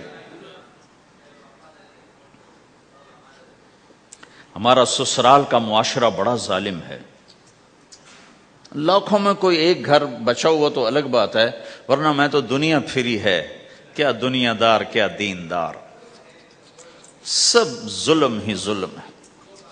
اتنی نیک عورتیں تہجد گزار مصلی سے اٹھتی نہیں، تسبیح ہاتھ میں ہے، لیکن جب وہ ساس بنتی ہیں تو ایسا ظلم ان کے اندر سے نکلتا ہے کہ کانپ اٹھتے ہیں در و دیوار۔ جب عورت ماں ہوتی ہے تو اس کے روئیں روئیں سے محبت کے چشمے پھوٹتے ہیں، وہی عورت جب ساس بنتی ہے تو ایک دم ظلم کی تصویر بن جاتی، اسے اپنی بہو میں کوئی خوبی نظر ہی نہیں آتی، عیب ہی عیب نظر آتے ہیں، اپنے بیٹے کو بھڑکاتی رہتی، یہ کرتی ہے، اور ویسے بے وقوف ہیں، کوئی ماں کی وجہ سے بیویوں کو تباہ کر دیتے ہیں، کوئی بیویوں کی وجہ سے ماؤں کو تباہ کر دیتے ہیں، یہ دونوں ظلم ہیں۔ ماں کی وجہ سے بیوی پہ زیادتی نہ کرو، بیوی کی وجہ سے ماں پہ زیادتی نہ کرو، بیوی کا اپنا مقام ہے، ماں باپ کا اپنا مقام ہے، بہنوں کا اپنا مقام ہے۔ 100% شکایات جھوٹی ہوتی ہیں، سب جھوٹ ہوتا ہے۔ اس لیے میرے رب نے دستور بتایا، ان جاءکم فاسق بنبأ فتبینوا، جب کسی کی خبر سنو، کوئی کمی کوتاہی سنو، اول تو سنو نہیں، اگر سننی پڑ جائے تو تحقیق کر لو، تحقیق کر لو۔ قاضی ایاس کے پاس آیا ایک شخص آیا روتا ہوا، ہائے مر گیا، ہائے مر گیا، تو ان کے ساتھ ایک آدمی بیٹھے تھے، کہنے لگے حضرت اس کا قضیہ جلدی سے سن لیں، بیچارہ بڑا مظلوم لگتا ہے۔ کہنے لگے چپ کر، یوسف علیہ السلام کے بھائی بھی رات کو روتے ہوئے باپ کے پاس آئے تھے، ہر رونے والا مظلوم نہیں ہوتا، ہر رونے والا مظلوم نہیں ہوتا۔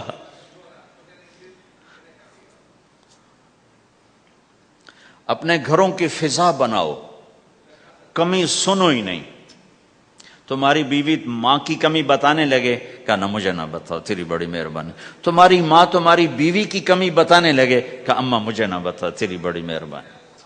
گھر کی فضا ایسی بناؤ کہ کسی کی کمی کا تذکرہ نہ ہو، تو اللہ کی قسم تمہارا گھر جنت کا نمونہ بن جائے گا۔ یہ معاشرت کا دین بتا رہا ہوں، معاشرت کا دین۔ اپنی بیوی کی خوبیوں کی تعریف کرو، کمیوں پہ پردہ ڈالو۔ بیویوں کے ذمہ ہے خامد کی خوبیوں کی تعریف کریں، انسان حوصلہ افزائی کا محتاج ہوتا ہے۔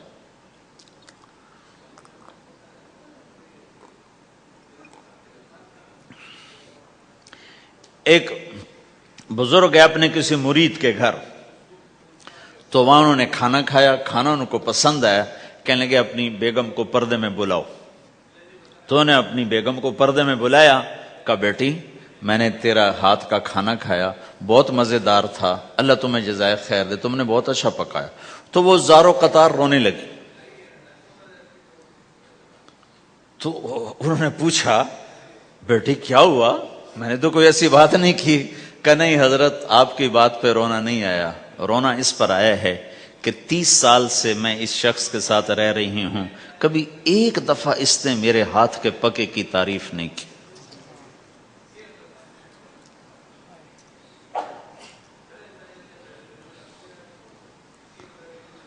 آپ گھر میں تشریف لائے، آپ نے پوچھا کوئی کھانے کو کچھ ہے؟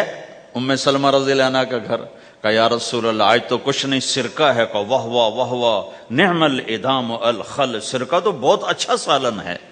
سبحان اللہ، کیسے دلجوئی فرمائی اپنی بیگم کی، سرکہ تو بہت اچھا سالن ہے، یا تو نے نمک کم ڈال دیا، تو نے مرچی زیادہ کر دی۔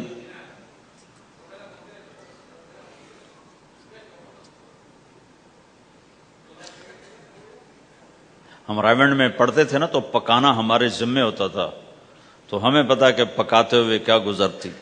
جب 2-2 ہزار آدمی کی روٹی ہم پکاتے تھے، 5-5 بوری آٹا گوندا ہے ہاتھوں سے، اور 10-10 من کھڑے ہو کے روٹی لگائی ہے۔ سخت سردی میں بھی سخت گرمی میں.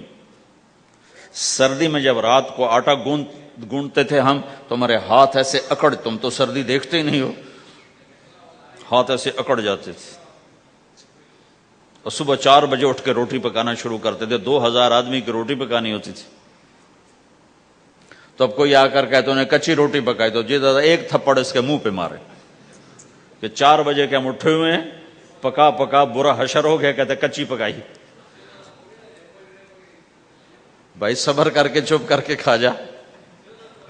مولانا الیاس صاحب رحمۃ اللہ علیہ ایک اپنے مرید کے گھر گئے تو اس نے کھیر بنا کر پیش کی. اچھا، نمک اور چینی ایک جیسے ہوتے ہیں. وہ دیہاتی عورت سمجھ نہ سکی، چینی کے بجائے نمک ڈال دیا.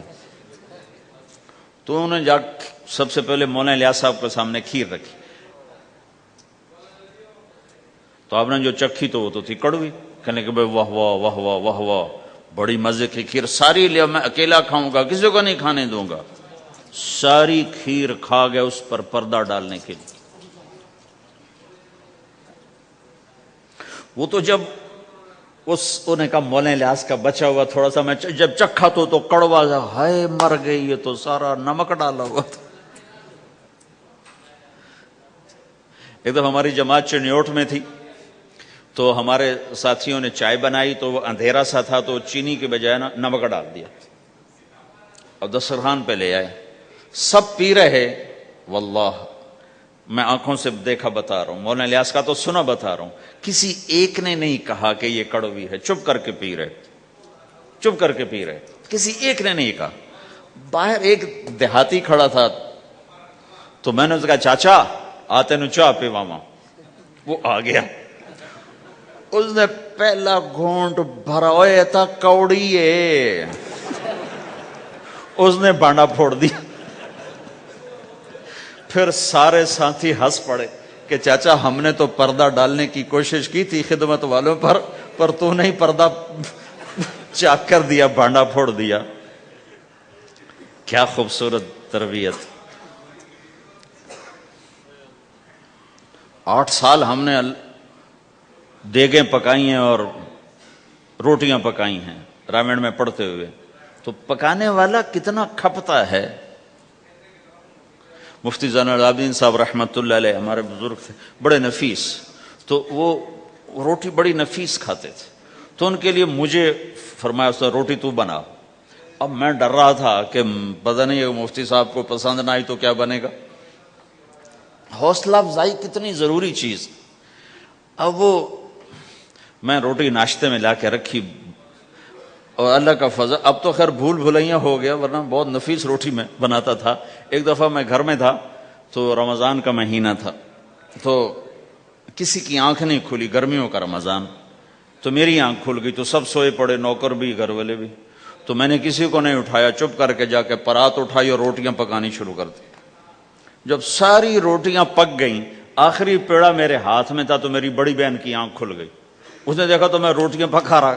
کو تیرا بھلا ہو جاوے، ایک ہی کیتا. میں کہا روز تم پکاتی ہو، آج میں پکا کے دے رہا ہوں، اس میں کیا ہے.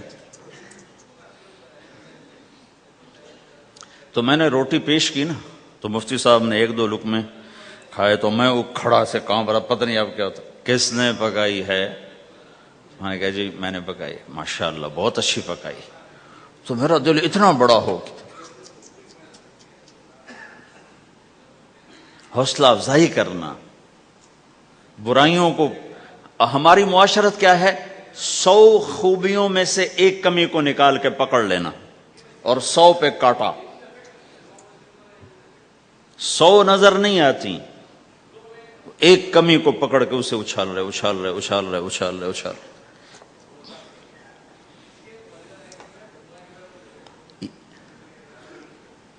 یہ گھر کا دین ہے، گھر کا دین ہے، یہ گھر کی معاشرت ہے کہ ایک دوسرے کی حوصلہ افزائی ہو، اس سے دل بڑھتا ہے، دل بڑا ہوتا ہے. حضرت عائشہ رضی اللہ عنہا چھوٹی عمر کی ہیں تو آپ جہاد سے واپس آ رہے ہیں، جہاد سے. تو آپ نے صحابہ سے کہا آگے چلے جاؤ. سارے سب آگے چلے گئے اور نظروں سے غائب ہو گئے. تو اب خود اللہ کے نبی کہہ رہے ہیں عائشہ میرے ساتھ دوڑ لگاؤ گی؟ دوڑ لگائیں. تو حضرت عائشہ نے کہا لگاؤں گی؟ سبحان اللہ، سارے عالم کا ہادی تمہیں گھر کی زندگی بتا رہا ہے کہ گھر میں زندگی کیسی ہوتی.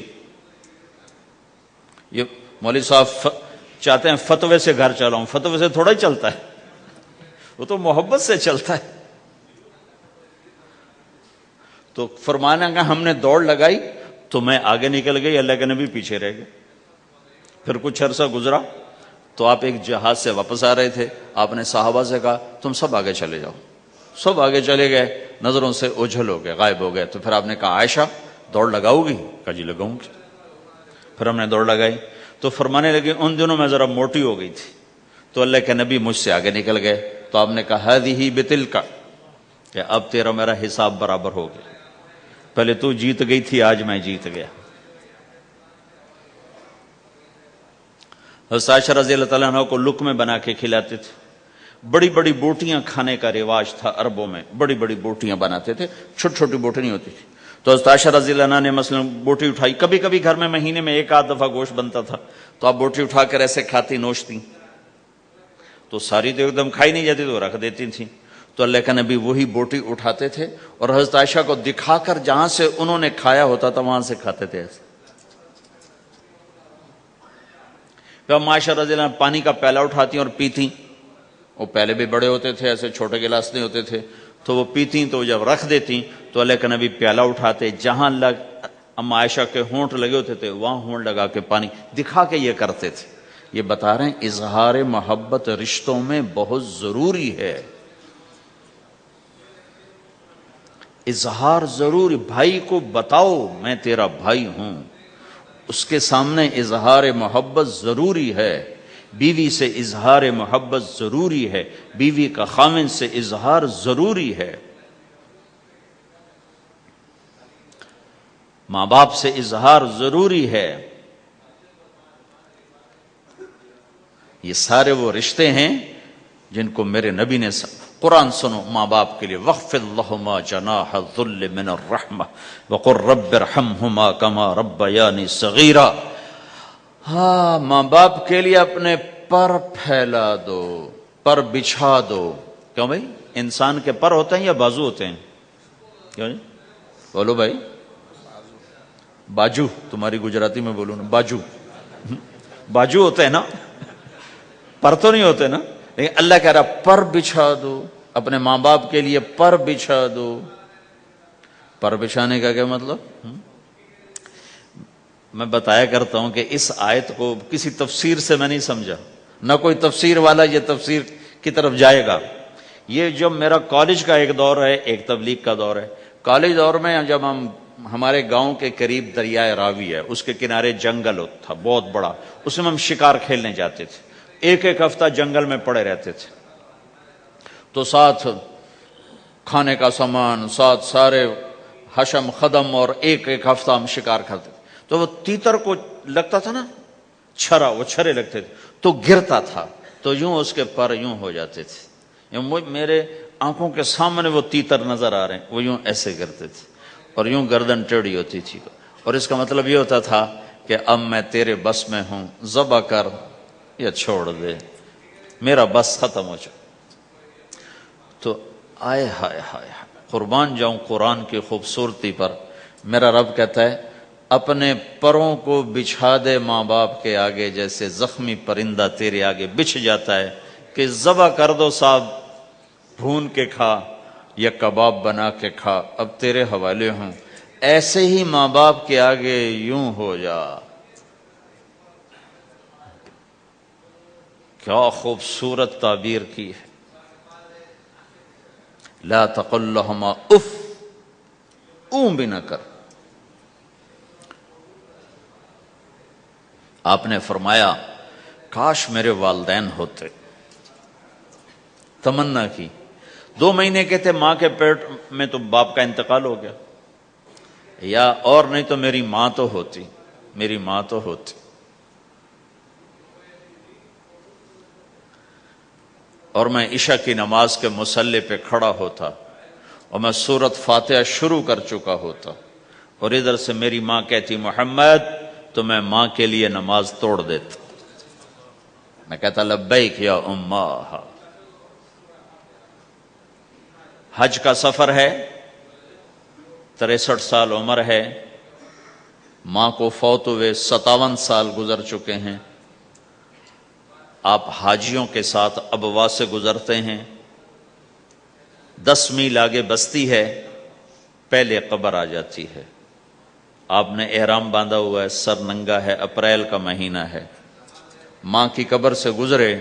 57 سال میں آدمی کیا کچھ نہیں بھول جاتا، لیکن میرے نبی کے دل کا زخم اسی طرح بھرا نہیں ہے، اسی طرح تازہ ہے. آپ اونٹنی سے اتر گئے اور ماں کی قبر کے سرانے آ کے یوں بیٹھے، گھٹنے اٹھائے اور ہاتھ یہاں رکھے اور سر دیا گھٹنوں میں ایسے، اور یوں سر نیچے کر کے جو روئے ہیں جیسے چھوٹے بچے روتے ہیں. آپ نے دیکھا چھوٹے بچے گھروں میں ایسے روتے ہیں، ایسے. ہم بھی بہت روئے اس طرح منہ گھٹنوں میں دے کر، تو میرے نبی گھٹنوں میں منہ دے کر جوں روئے جوں روئے جوں روئے، کئی گھنٹے روتے رہے. سن 2000 میں حضرت آمنہ کی قبر کی زیارت کے لیے پہنچا. ڈھونڈتے ڈھونڈتے اللہ نے پہنچایا، ایک رہبر کو ساتھ لیا. وہ پہاڑوں کے اندر وہ قبر ہے، تو وہ اندر ہمیں لے گیا. راستہ کوئی نہیں تھا، جس کو پتہ ہو وہ پہنچا سکتا ہے، ویسے کوئی نہیں جا سکتا. ہو کالے پہاڑ، چھوٹے چھوٹے کانٹے دار جھاڑیاں. ایک پہاڑی ہوگی اتنی اونچی جتنی آپ کی چھت ہے، اس کے اوپر باقی پہاڑ تو ایسے تھے، نوک نکلی ہوئی، وہ اوپر فلیٹ تھا، کوئی 10 بائی 10 تقریباً. وہاں میرے نبی کی ماں آرام کر رہی تھی. تو میں نے چاروں طرف دیکھا تو 2000 یعنی صرف 12 سال پہلے جنگل، ویرانہ، وحشت. 1400 سال پہلے یہاں کیا ہوگا. میں اللہ کی بے نیازی سے کانپ رہا تھا کہ میرے رب، جس کی خاطر تو نے کائنات بنائی، یہاں اس جنگل میں اس پہ اتنا امتحان ڈالا، وہ بھی 6 سال کی عمر میں. باپ دیکھا نہیں، بہن کوئی نہیں، بھائی کوئی نہیں، خالہ کوئی نہیں، کوئی ساتھی کوئی نہیں. 3 دن بعد یہ موت آتی تو مکے میں آتی تو کئی سینے سے لگاتے. 3 دن پہلے یہ موت آتی تو مدینے میں آتی، کئی سینے سے لگاتے. مدینے سے بھی نکالا اور مکے سے بھی دور کیا، اور جنگل کے اندر صرف 25 سال کی عمر میں اما آمنہ رضی اللہ تعالیٰ عنہ پہ موت نے وار کیا. اور اللہ کے نبی گھبرا گئے. 6 سال کے بچے کو سمجھ میں نہیں آ رہا کہ یہ کیا ہو رہا ہے. حضرت آمنہ بول نہیں پا رہے. مجھے لگتا ہے غالباً ہارٹ اٹیک ہوا ہوگا. 3 افراد، والدہ، خادمہ ام ایمن اور میرے نبی. اور حضرت آمنہ یوں تڑپ رہی تھی، ایسے پہلو بدل رہی تھی، تڑپ رہی تھی، اور آپ سہمے ہوئے بیٹھے تھے اور سمجھ میں نہیں آ رہا تھا ہوا کیا ہے. پھر حضرت آمنہ نے آخر میں اپنے آپ کو، ہارٹ اٹیک میں بولا نہیں جاتا، مجھے ہوا تھا تو مجھے پتا ہے بولا نہیں جاتا. آخر بجھتی شمع بھڑکی کا بیٹا، ہر زندہ نے مرنا ہے، ہر جوانی نے ڈھلنا ہے، لگتا ہے میرے جانے کا وقت آ چکا ہے. ولد تو طہرن، تو ایسا پاک ہے کہ تیرے ذریعے سے سارا عالم پاک ہوگا. اور شمع بجھی اور چھوٹا سا معصوم بچہ ماں کے سینے پر سر رکھ کے جو رویا ہے. کاش تم اس جگہ پہ ہوتے. اس خوبصورت ملک میں تم ابوا کو کیسے جانو، اور میں تمہیں کیسے بتاؤں. میں ہزاروں دفعہ یہ قصہ سنا چکا ہوں. مجھے ہر دفعہ رونا آتا ہے کہ میں وہاں اپنے آپ کو محسوس کرتا ہوں کہ ہائے، یہاں اس جگہ اتنا بڑا امتحان، اور صرف 6 برس کا. کون وہاں قبر بنانے آیا؟ کوئی گزرے ہوں گے، ویسے تو کسی کے بس میں نہیں وہاں قبر بنانا. جب پہاڑ سے نیچے اترے تو ہمارے نبی پھر بھاگے.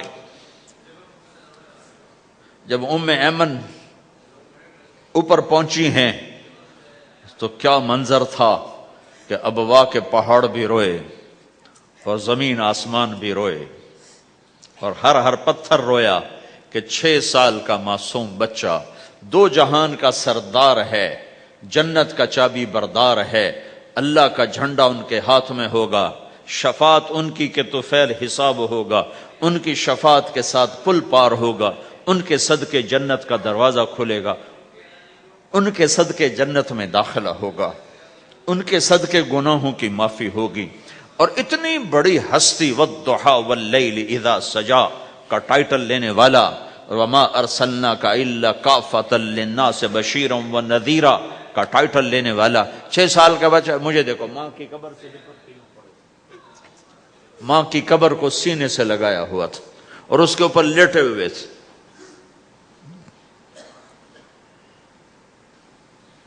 جب حضرت ام ایمن پہنچی ہیں تو اللہ کے نبی کیا کہہ رہے تھے؟ اے میری ماں، تمہیں تو پتا ہے نا تیرے سوا میرا کوئی نہیں تھا، تو مجھے چھوڑ کے کہاں چلی گئی؟ تیرے بغیر کہاں جاؤں گا؟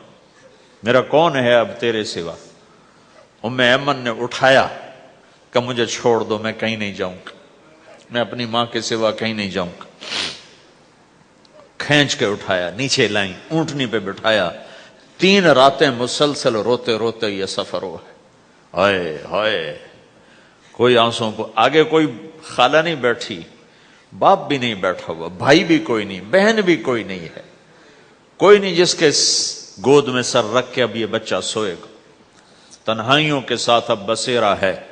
تو میرے نبی کا کھانا پینا چھوٹ گیا، کچھ نہیں کھاتے تھے، سارا دن زمزم کے پانی کے چند گھونٹ پیتے تھے اور تنہا بیٹھے رہتے تھے۔ تو اس پر آپ نے یہ کہا کاش میری ماں ہوتی تو میں ایسی خدمت کرتا کہ اس کے پیچھے نماز بھی توڑ دیتا۔ تو ماں باپ کا ایک مقام ہے جو دین بتاتا ہے بھائی، صرف پیسہ ہی بنانا سب کچھ نہیں ہے، اور بھی دکھ ہیں زمانے میں محبت کے سوا، راحتیں اور بھی ہیں وصل کی راحت کے سوا۔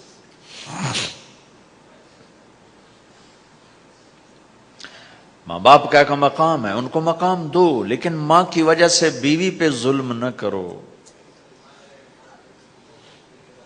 بیوی کے عشق میں ماں پہ زیادتی نہ کرو۔ یہ گھر کی معاشرت ہے، یہ گھر کی زندگی ہے۔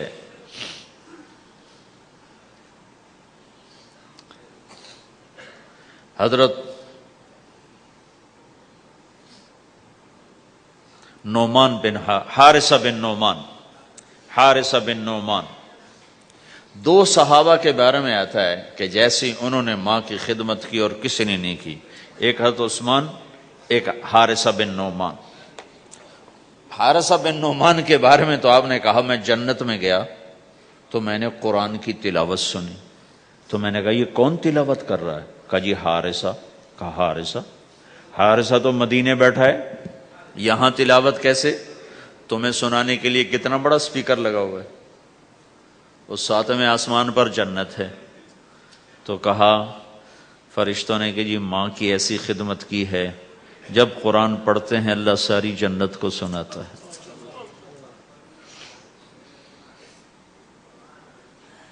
تو جن کے والدین یہاں ساتھ ہیں وہ انہیں غنیمت جانو، ان کی خدمت کرو۔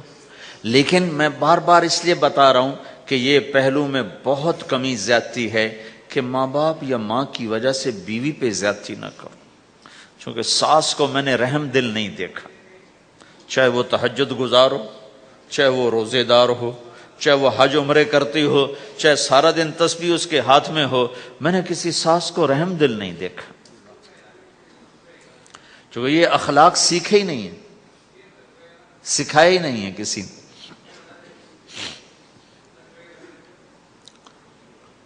ایک دوسرے کی حوصلہ افزائی کرو، کمیوں پر پردے ڈالو۔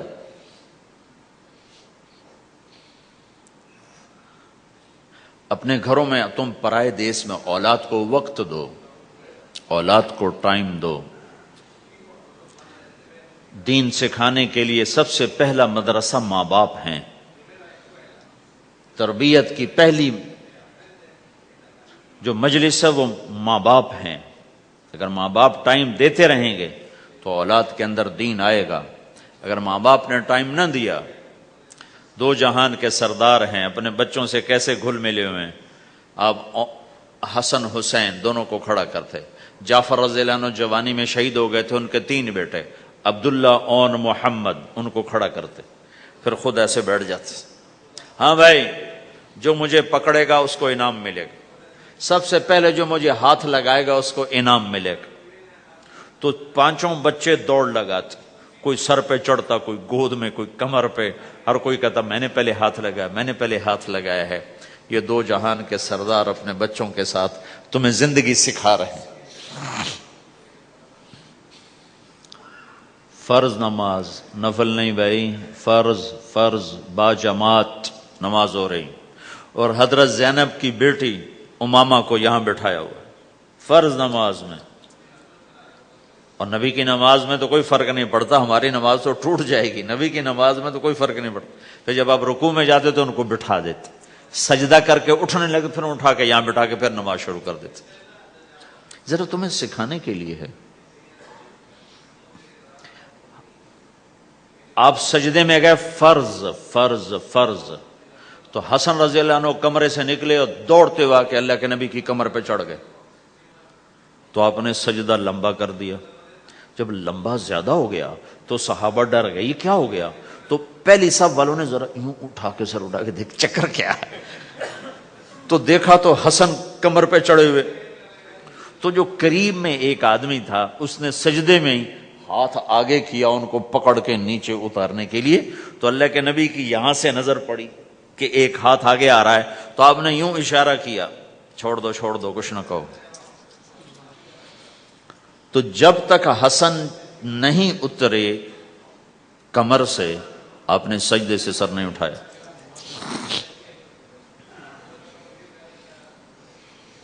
میرے نبی نے کہا اکرموا اولادکم، اپنی اولاد کو عزت دو ورنہ یہ باغی ہو جائیں گے. اور یہاں تو ویسے ہی ماں باپ کا پتہ نہیں کسی کو ماں باپ کسے کہتے ہیں. بہن بھائی کی یہاں رشتوں کا تو کسی کو پتہ کوئی نہیں کہ رشتے کی قدر کیا ہے. بھائی آپس میں دنیا پہ نہ لڑو، چھوڑ دو، لڑو نہیں کہ بھائی لے جا.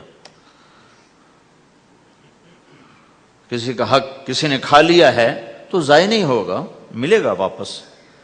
صرف یہیں تو پاناما ہی تو زندگی نہیں ہے، آگے بھی تو آ رہی. میرے نبی نے ایک عجب اصول بتایا. آپ نے مدینے والوں سے فرمایا میرے بات تمہیں تمہارا حق نہیں ملے گا تم کیا کرو گے؟ انہوں نے کہا جی ہم تلوار اٹھائیں گے، اپنا حق وصول کریں گے.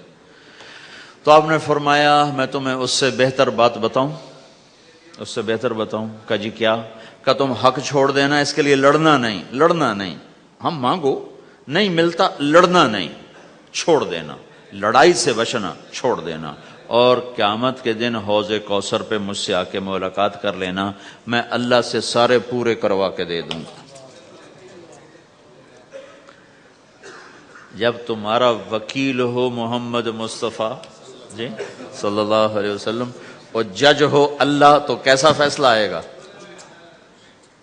یہاں تم کتنا کو لے لو گے ڈالر میں، پلاٹ میں کتنا لے لو گے؟ ہاں لو، اپنا حق نہ چھوڑو. لیکن اگر لڑائی ہو رہی ہے تو پھر چھوڑ دو، چلو لے جاؤ، میں رشتہ قربان نہیں کروں گا، چیز قربان کر دوں گا. اللہ تمہاری نسلوں کو یہاں بھی نحال کرے گا. آگے انتظار کرو، اللہ کے نبی حوض کوثر پہ تمہارے انتظار میں ہے. آ جاؤ، جن کے حق مارے گئے آ جاؤ، آج میں اللہ سے لے کر دیتا ہوں. اور آخری بات کرتا ہوں، بات ختم کرتا ہوں. ان ساری گھر کی زندگی، بازار کی زندگی، میاں بیوی کی زندگی، ماں باپ کے ساتھ، بیوی کے ساتھ، بیوی کا خامند کے ساتھ، بھائی کا بھائی کے ساتھ، بہن کا بھائی کے ساتھ، ان سارے رشتوں میں اور آپ کا آپس میں آپ مختلف لوگ بیٹھے ہوئے ہو، آپ سب کا آپس میں یہ سب کچھ قائم ہو جائے جو میں کہنے کی کوشش کر رہا ہوں. آخری ایک بات کہتا ہوں. اللہ کے نبی نے فرمایا معاذ تمہیں سارے دین کا خلاصہ بتاؤں؟ افلا انبئک بملاک ھذا کلہ، معاذ میں تمہیں سارے دین کا خلاصہ بتاؤں؟ میں پھر کہتا ہوں معاذ میں تمہیں سارے دین کا خلاصہ بتاؤں؟ دین کا خلاصہ. انہوں نے کہا جی کیا ہے؟ یہ کب کی بات ہے؟ آپ تبوک کے سفر سے واپس آ رہے ہیں اور معاذ رضی اللہ عنہ پوچھتے ہیں یا رسول اللہ جنت میں جانے کا راستہ تو بتائیں. تو آپ فرماتے ہیں نماز قائم کر، زکوٰۃ دے، روزے رکھ. روزہ ڈھال ہے، صدقہ گناہوں کو مٹاتا ہے، رات کا قیام اللہ تعالیٰ کی بارگاہ میں اللہ کی رضا کی خاطر جنت کے دروازے کھلواتا ہے. ایک لمبی نصیحت ہے، پورا دین اس میں سمجھاتے ہیں. پھر آپ نے آخر میں کہا معاذ اب میں تمہیں سارے دین کا خلاصہ بتاؤں؟ تو انہوں نے کہا جی وہ کیا ہے؟ تو مجھے دیکھو سارے. تو آپ نے یوں کیا،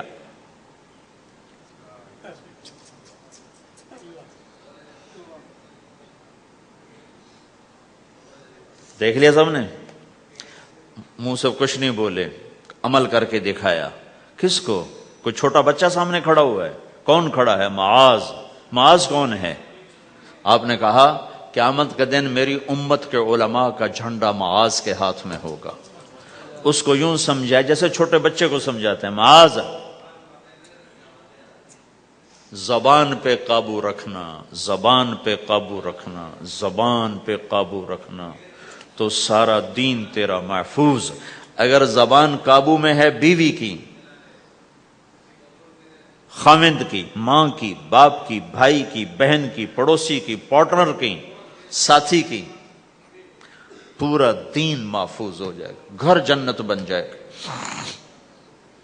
زبان اگر تیز ہو گئی تو بس سارا دین برباد. دین میں بچے گا ہی کچھ نہیں اگر زبان پہ قابو نہیں. تو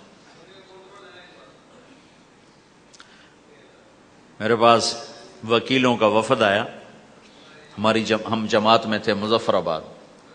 تو میں نے آدھا گھنٹہ بات کی. کہا جی آپ کی بہت نصیحتیں سنی ہیں، آخر میں کوئی ایک نصیحت کر دیں. تو میں نے کہا یہ کہ نہیں یہ نہیں، کوئی اور نصیحت کرے. یہ بڑا مشکل کا، ایک تو یہی ہے کہ اسے قابو میں رکھو. ایک میٹھا بول دلوں کو خرید لیتا ہے اور ایک کڑوا بول زندگی میں زہر گھول دیتا ہے. میں اور آپ کیا حیثیت رکھتے ہیں؟ میرے نبی کی خدمت میں پیش ہوئے ابو سفیان بن حارث اور عبداللہ بن ابی امیہ، ایک پھوپھی کا بیٹا ایک تایا کا بیٹا. ابو سفیان تایا کا بیٹے، عبداللہ بن ابی امیہ پھوپھی کے بیٹے. کہا ہم آئے ہیں، اندر اطلاع بھجوائی، توبہ کرنے آئے ہیں، مسلمان ہونا چاہتے ہیں.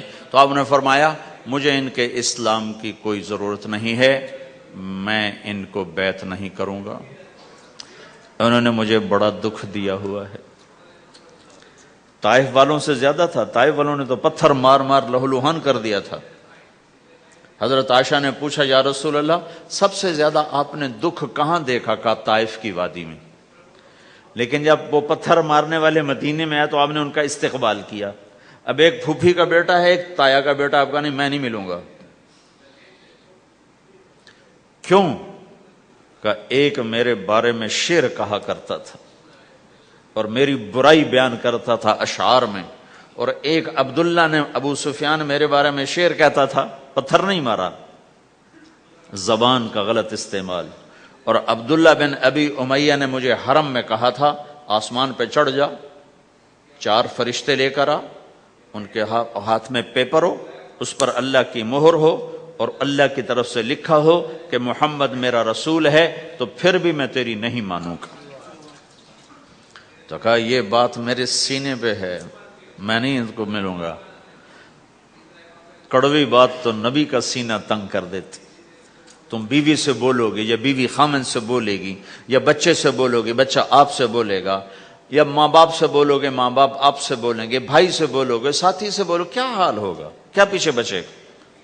تو میں قربان جاؤں حضرت ام سلمہ رضی اللہ تعالیٰ عنہ پر. انہوں نے بڑا عظیم کردار ادا کیا ہے 2 موقعوں پر. اس میں سے ایک موقع یہ ہے، انہوں نے کہا یا رسول اللہ ایک آپ کی پھوپھی کا بیٹا، ایک آپ کے تایا کا بیٹا، آپ تو دشمنوں کو معاف کر دیتے ہیں، یہ تو آپ کے اپنے ہیں، آپ معاف کر دیں ورنہ وہ ہلاک ہو جائیں گے.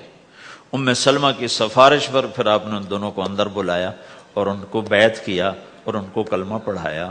زبان کا غلط بول کہاں تک اثر کرتا ہے. تو یہ میری آخری بات ہے اپنی زبانوں پہ قابو. ہم انسان ہیں، ہو جائے گا، جب ہو جائے تو پھر معافی مانگو، معافی مانگو. نکاح ہے، ہاں، جب ہو جائے معافی مانگو. میٹھے بول کے عادی بناؤ کہ کسی کے ساتھ میٹھا بول بول دینا بھی صدقہ ہے.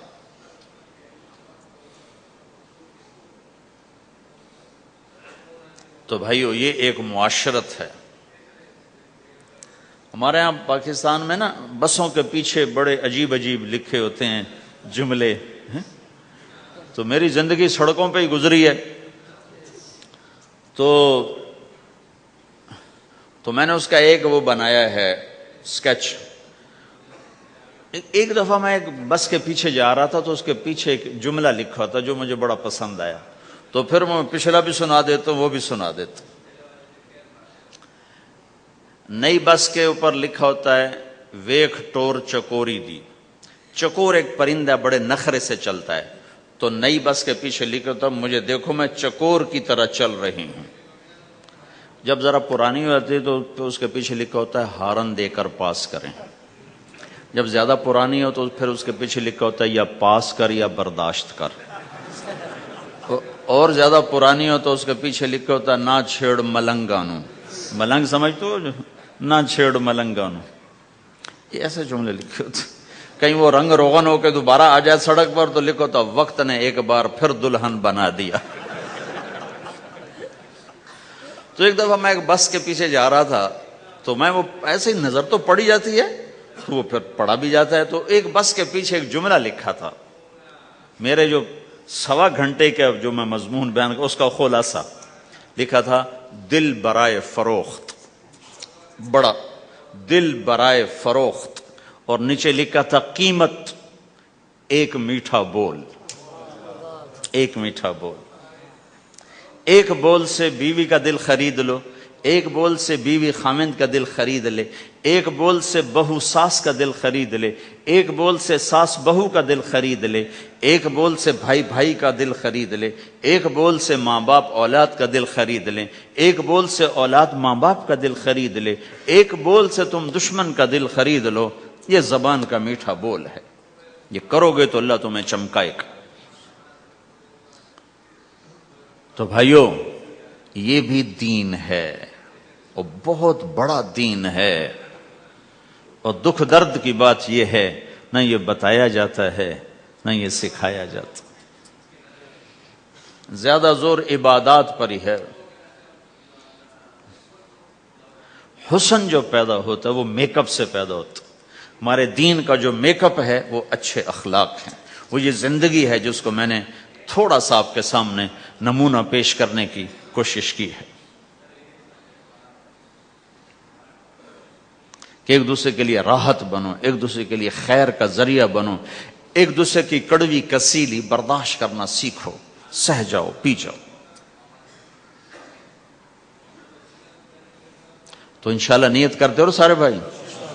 کرو گے نا انشاءاللہ؟ لو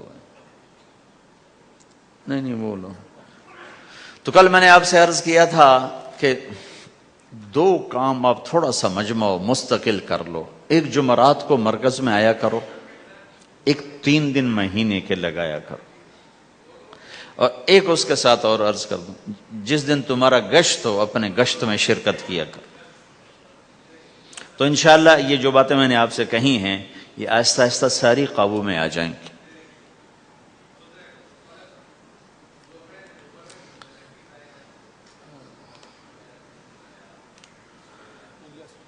صالحہ بنت محمد الیاس، اچھا، احمد اسماعیل، یہ ہے. مہر کتنا ہے؟ $1700 نقد.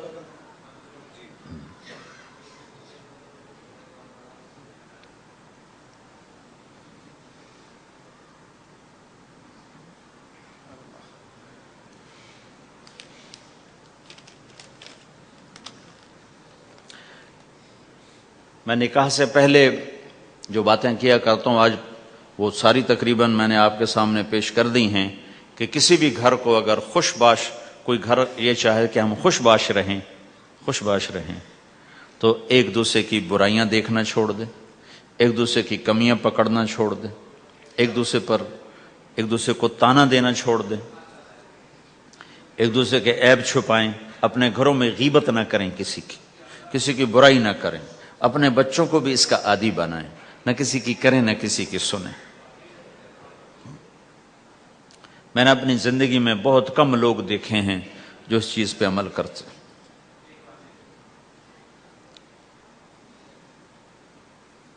تو انشاءاللہ آپ کے گھر میں رونق رہے گی۔ جی بھائی، تم ہو احمد؟ اچھا، تو مجھے فیس کیا دو گے؟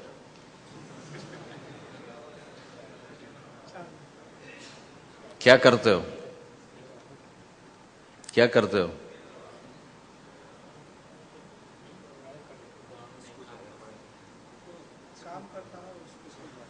4 مہینے لگاؤ گے تبلیغ میں؟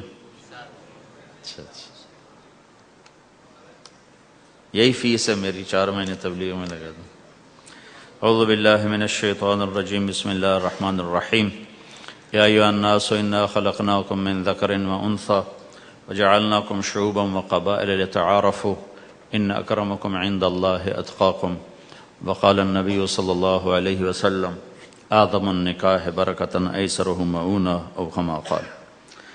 جی بھائی، صالحہ بنت محمد الیاس کو 1700 امریکی ڈالر مہر معجل کے عوض تمہارے نکاح میں دیا، قبول کیا؟ اللہ جزائے خیر عطا۔ درود شریف پڑھو بھائی۔ اللہم لک الحمد کما انت اہلہ فصل علی محمد کما انت اہلہ وفعل بنا ما انت اہلہ انک اہل التقوی و اہل المغفرہ۔ ربنا آتنا فی الدنیا حسنہ وفی الآخرۃ حسنۃ وقنا عذاب النار۔ اللہم انا نسألک الہدی والتقی والعفاف والغنی۔ یا اللہ، یہ چھوٹا سا مجمع تیرے ماننے والوں کا، تیرے حبیب کی امت کا دور دراز دیس میں ہے، یا اللہ ان کی نسلوں کی حفاظت فرما، انہیں ضائع ہونے سے بچا، گم ہو جانے سے بچا، باہر کے گندے ماحول سے حفاظت فرما، باہر کی غلاظت سے محفوظ فرما، اچھا مسلمان بنا، اچھا شہری بنا، ہر روپ میں خوبصورت انسانیت کا پیکر بنا، ہر روپ میں یا اللہ عالی اخلاق والا بنا۔ یا اللہ ہم سب سے راضی ہو جا اور پوری امت سے راضی ہو جا۔ جن گناہوں کی وجہ سے تو ناراض ہوا اور امت کا سفینہ ڈوبا، وہ گناہ معاف کر دے، معاف کر دے، معاف کر دے۔ یا اللہ پوری انسانیت کو ایمان کے نور سے روشن فرما دے۔ یا اللہ پوری دنیا کے بسنے والوں کو اپنا تعلق عطا فرما دے۔ یا اللہ کلمہ پڑھنے والوں کو اپنی رضا والی زندگی عطا فرما دے۔ یا اللہ تو ہمارا مالک ہے، ہم تیرے بندے ہیں، تو نے سمجھایا ہم کوئی نہ سمجھے، تو نے روکا ہم کوئی نہ روکے۔ یا اللہ آج تیری بارگاہ میں توبہ کرتے ہیں، ہماری توبہ قبول فرما لے، قبول فرما لے۔ یا اللہ تیرے ہی فضل سے یہ مسجدیں بنی، تیرے ہی فضل سے یہ آباد ہوئیں۔ یا اللہ یا اللہ ہم سے راضی ہو جا، ہم تیرے غصے کو سہ نہیں سکتے، برداشت نہیں کر سکتے۔ میرے مولا ہم سے تو دنیا کی آگ نہیں سہی جاتی، جہنم کی آگ برداشت کون کرے گا؟ یا اللہ میرے آقا ہمیں تو دنیا کی پولیس پکڑے تو ہم یا اللہ پریشان ہوتے ہیں، یا اللہ اگر جہنم کے فرشتوں نے پکڑ لیا تو ہمارا کیا بنے گا میرے مولا؟ یا اللہ جب تو میدان معاشر میں یہ صدا لگائے گا وَامْتَازُوا الْيَوْمَ أَيُّهَا الْمُجْرِمُونَ، آج مجرموں کو الگ کر دو۔ یا اللہ ہمیں مجرموں میں دھکا نہ دے دینا۔ اے کریم آقا تیری عزت کی قسم، زندگی میں جھولی میں کچھ عمل نہیں، خالی ہاتھ ہیں، اور جھولی بھی پھٹی ہوئی ہے، کشکول بھی ٹوٹا ہوا ہے۔ یا اللہ پریشان ہیں کہ حشر کے میدان میں تیرا سامنا کیسے کریں گے میرے مولا، جب تیرے بڑے بڑے نیک بندے، بڑی بڑی نیک بندیاں، بڑے بڑے عمل لے کر آئیں گے، ہم کدھر کھڑے ہوں گے؟ یا اللہ نہ چھپنے کی جگہ ہے، نہ بھاگنے کی جگہ ہے۔ نہ کہیں دائیں بائیں ہونے کی جگہ ہے، پھر تیرے نبی کا سامنا بھی ہونا ہے، ہم ان کو منہ کیا دکھائیں گے میرے مولا؟ اے کریم آقا شرم ہی شرم ہے، یا اللہ مہربانی فرما دے، اس دن تو ہمارے ساتھ ستاری کا معاملہ فرما دے، یا اللہ ہمارے پاس اور کچھ نہیں ہے، ایک نسبت ہے اور تو نسبتوں کا قدردان ہے۔ تیرے نبی نے فرمایا تھا میرا جی چاہتا ہے میں اپنے بھائیوں کو دیکھوں، تو صحابہ نے عرض کی ہم آپ کے بھائی ہیں، تیرے نبی نے فرمایا تھا تم میرے بھائی نہیں ہو، میرے بھائی وہ ہیں جو مجھے دیکھے بغیر میرا کلمہ پڑھیں گے۔ یا اللہ اور تو کچھ نہیں ہے، تیرے نبی کو نہیں دیکھا، تیرے قرآن کو اترتے نہیں دیکھا، تیرے فرشتوں کو اترتے نہیں دیکھا، ہم نے تو چاروں طرف ننگی ننگ دیکھا ہے، اوریانی ہے، فحاشی ہی فحاشی ہے، ہر طرف میرے آقا گند ہی گند ہے، ایک قدم آگے چلتے ہیں 10 قدم پیچھے جا گرتے ہیں، صبح توبہ کرتے ہیں شام کو ٹوٹ جاتی ہے، شام کو کرتے ہیں صبح ٹوٹ جاتی ہے۔ میرے آقا باہر کا اندھیرا تو تیرے سامنے ہی ہے، کس طرح تیرے حکم ٹوٹ رہے ہیں، کس طرح میرے مولا تیرے دین میرے آقا قربان جاؤں تیرے حلم پر، تیرے درگزر پر میرے آقا، تو کتنا حلیم ہے۔ یا اللہ ہم تو اپنی اولاد کو دھکے دے کے باہر نکال دیں، اگر وہ ہماری نہ مانے تو کتنے حلم والا ہے۔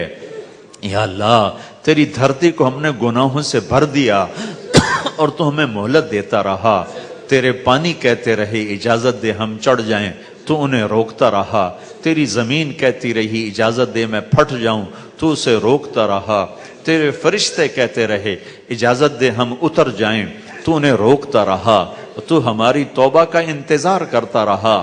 تو آج ہم بھی آ گئے ہیں تیرے در پہ توبہ کرنے، یا اللہ تو بھی اپنی رحمت کی باہیں پھیلا دے میرے مولا، تو بھی کہہ دے اے میرے بندو مرحبا، تو بھی آج اعلان کر دے جاؤ میں نے معاف کر دیا۔ آج تو ایک دفعہ کہہ ہی دے یا اللہ، تو نے کہہ دیا ہوگا، تو نے یقیناً کہہ دیا ہوگا کہ جاؤ میں نے معاف کر دیا۔ اے کریم آقا، او ہمارے اللہ، اے محمد مصطفیٰ کے اللہ، اے ذوالجلال والاکرام اللہ، ہم سے تیری جہنم برداشت نہ ہوگی، ہم سے قبر کے اندھیرے برداشت نہ ہوں گے، ہم سے قبر کے سام بچھو سہے نہ جائیں گے۔ یا اللہ آج کہہ دے میں نے معاف کر دیا، آج کہہ دے، جبریل کو کہہ دے، آسمانوں میں اعلان فرما دے، یہ چھوٹا سا تیرے ماننے والوں کا مجمع، ان کے چھوٹے سے لے کر بڑے تک کو سب کو آج اعلان کر دے کہ جاؤ میں نے معاف کر دیا۔ ہمیں ایک دفعہ محبت سے دیکھ لے، عرشوں کے پردے ہٹا دے، آسمان کی تانے ہٹا دے، اور ہمیں محبت سے دیکھ، جیسے ماں بچے کو پیار سے دیکھتی ہے تو بچے کا دل باغ باغ ہو جاتا ہے، اس کا دل بڑا ہو جاتا ہے۔ یا اللہ جب وہ باہیں پھیلاتی ہے تو بچہ دوڑ کے ماں کی گود میں گرتا ہے۔ اے آقا اپنی رحمت کی باہیں پھیلا دے، اپنی رحمت کی چادر پھیلا دے، ہمیں اپنے اندر چھپا لے، اپنی رحمت کی چادر میں چھپا لے۔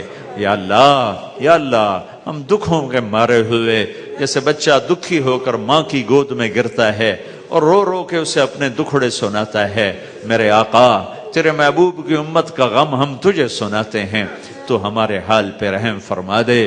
یا اللہ دنیا بھی گئی آخرت بھی جا رہی ہے، اے کریم آقا ہم سے راضی ہو جا، راضی ہو جا، ہو جانا یا اللہ، ہو جانا یا اللہ، تو کہہ دے میں ہو گیا ہوں، کہہ دے میں ہو گیا ہوں۔ یہ مجمع اٹھنے سے پہلے بخشا جا چکا ہو، معاف کیا جا چکا ہو، درگزر کیا جا چکا ہو، تو نے کر دیا ہوگا میرے آقا، تو نے کر دیا ہوگا میرے آقا، تو ہم سب سے راضی ہو جا یا اللہ، راضی ہو جا۔ ربنا آتنا فی الدنیا حسنہ وفی الآخرۃ حسنۃ وقنا عذاب النار، وصلی اللہ تعالی علی النبی الکریم، آمین برحمتک یا ارحم الراحمین۔ السلام علیکم ورحمۃ اللہ وبرکاتہ۔ جی کیا ابھی طے نہیں ہے؟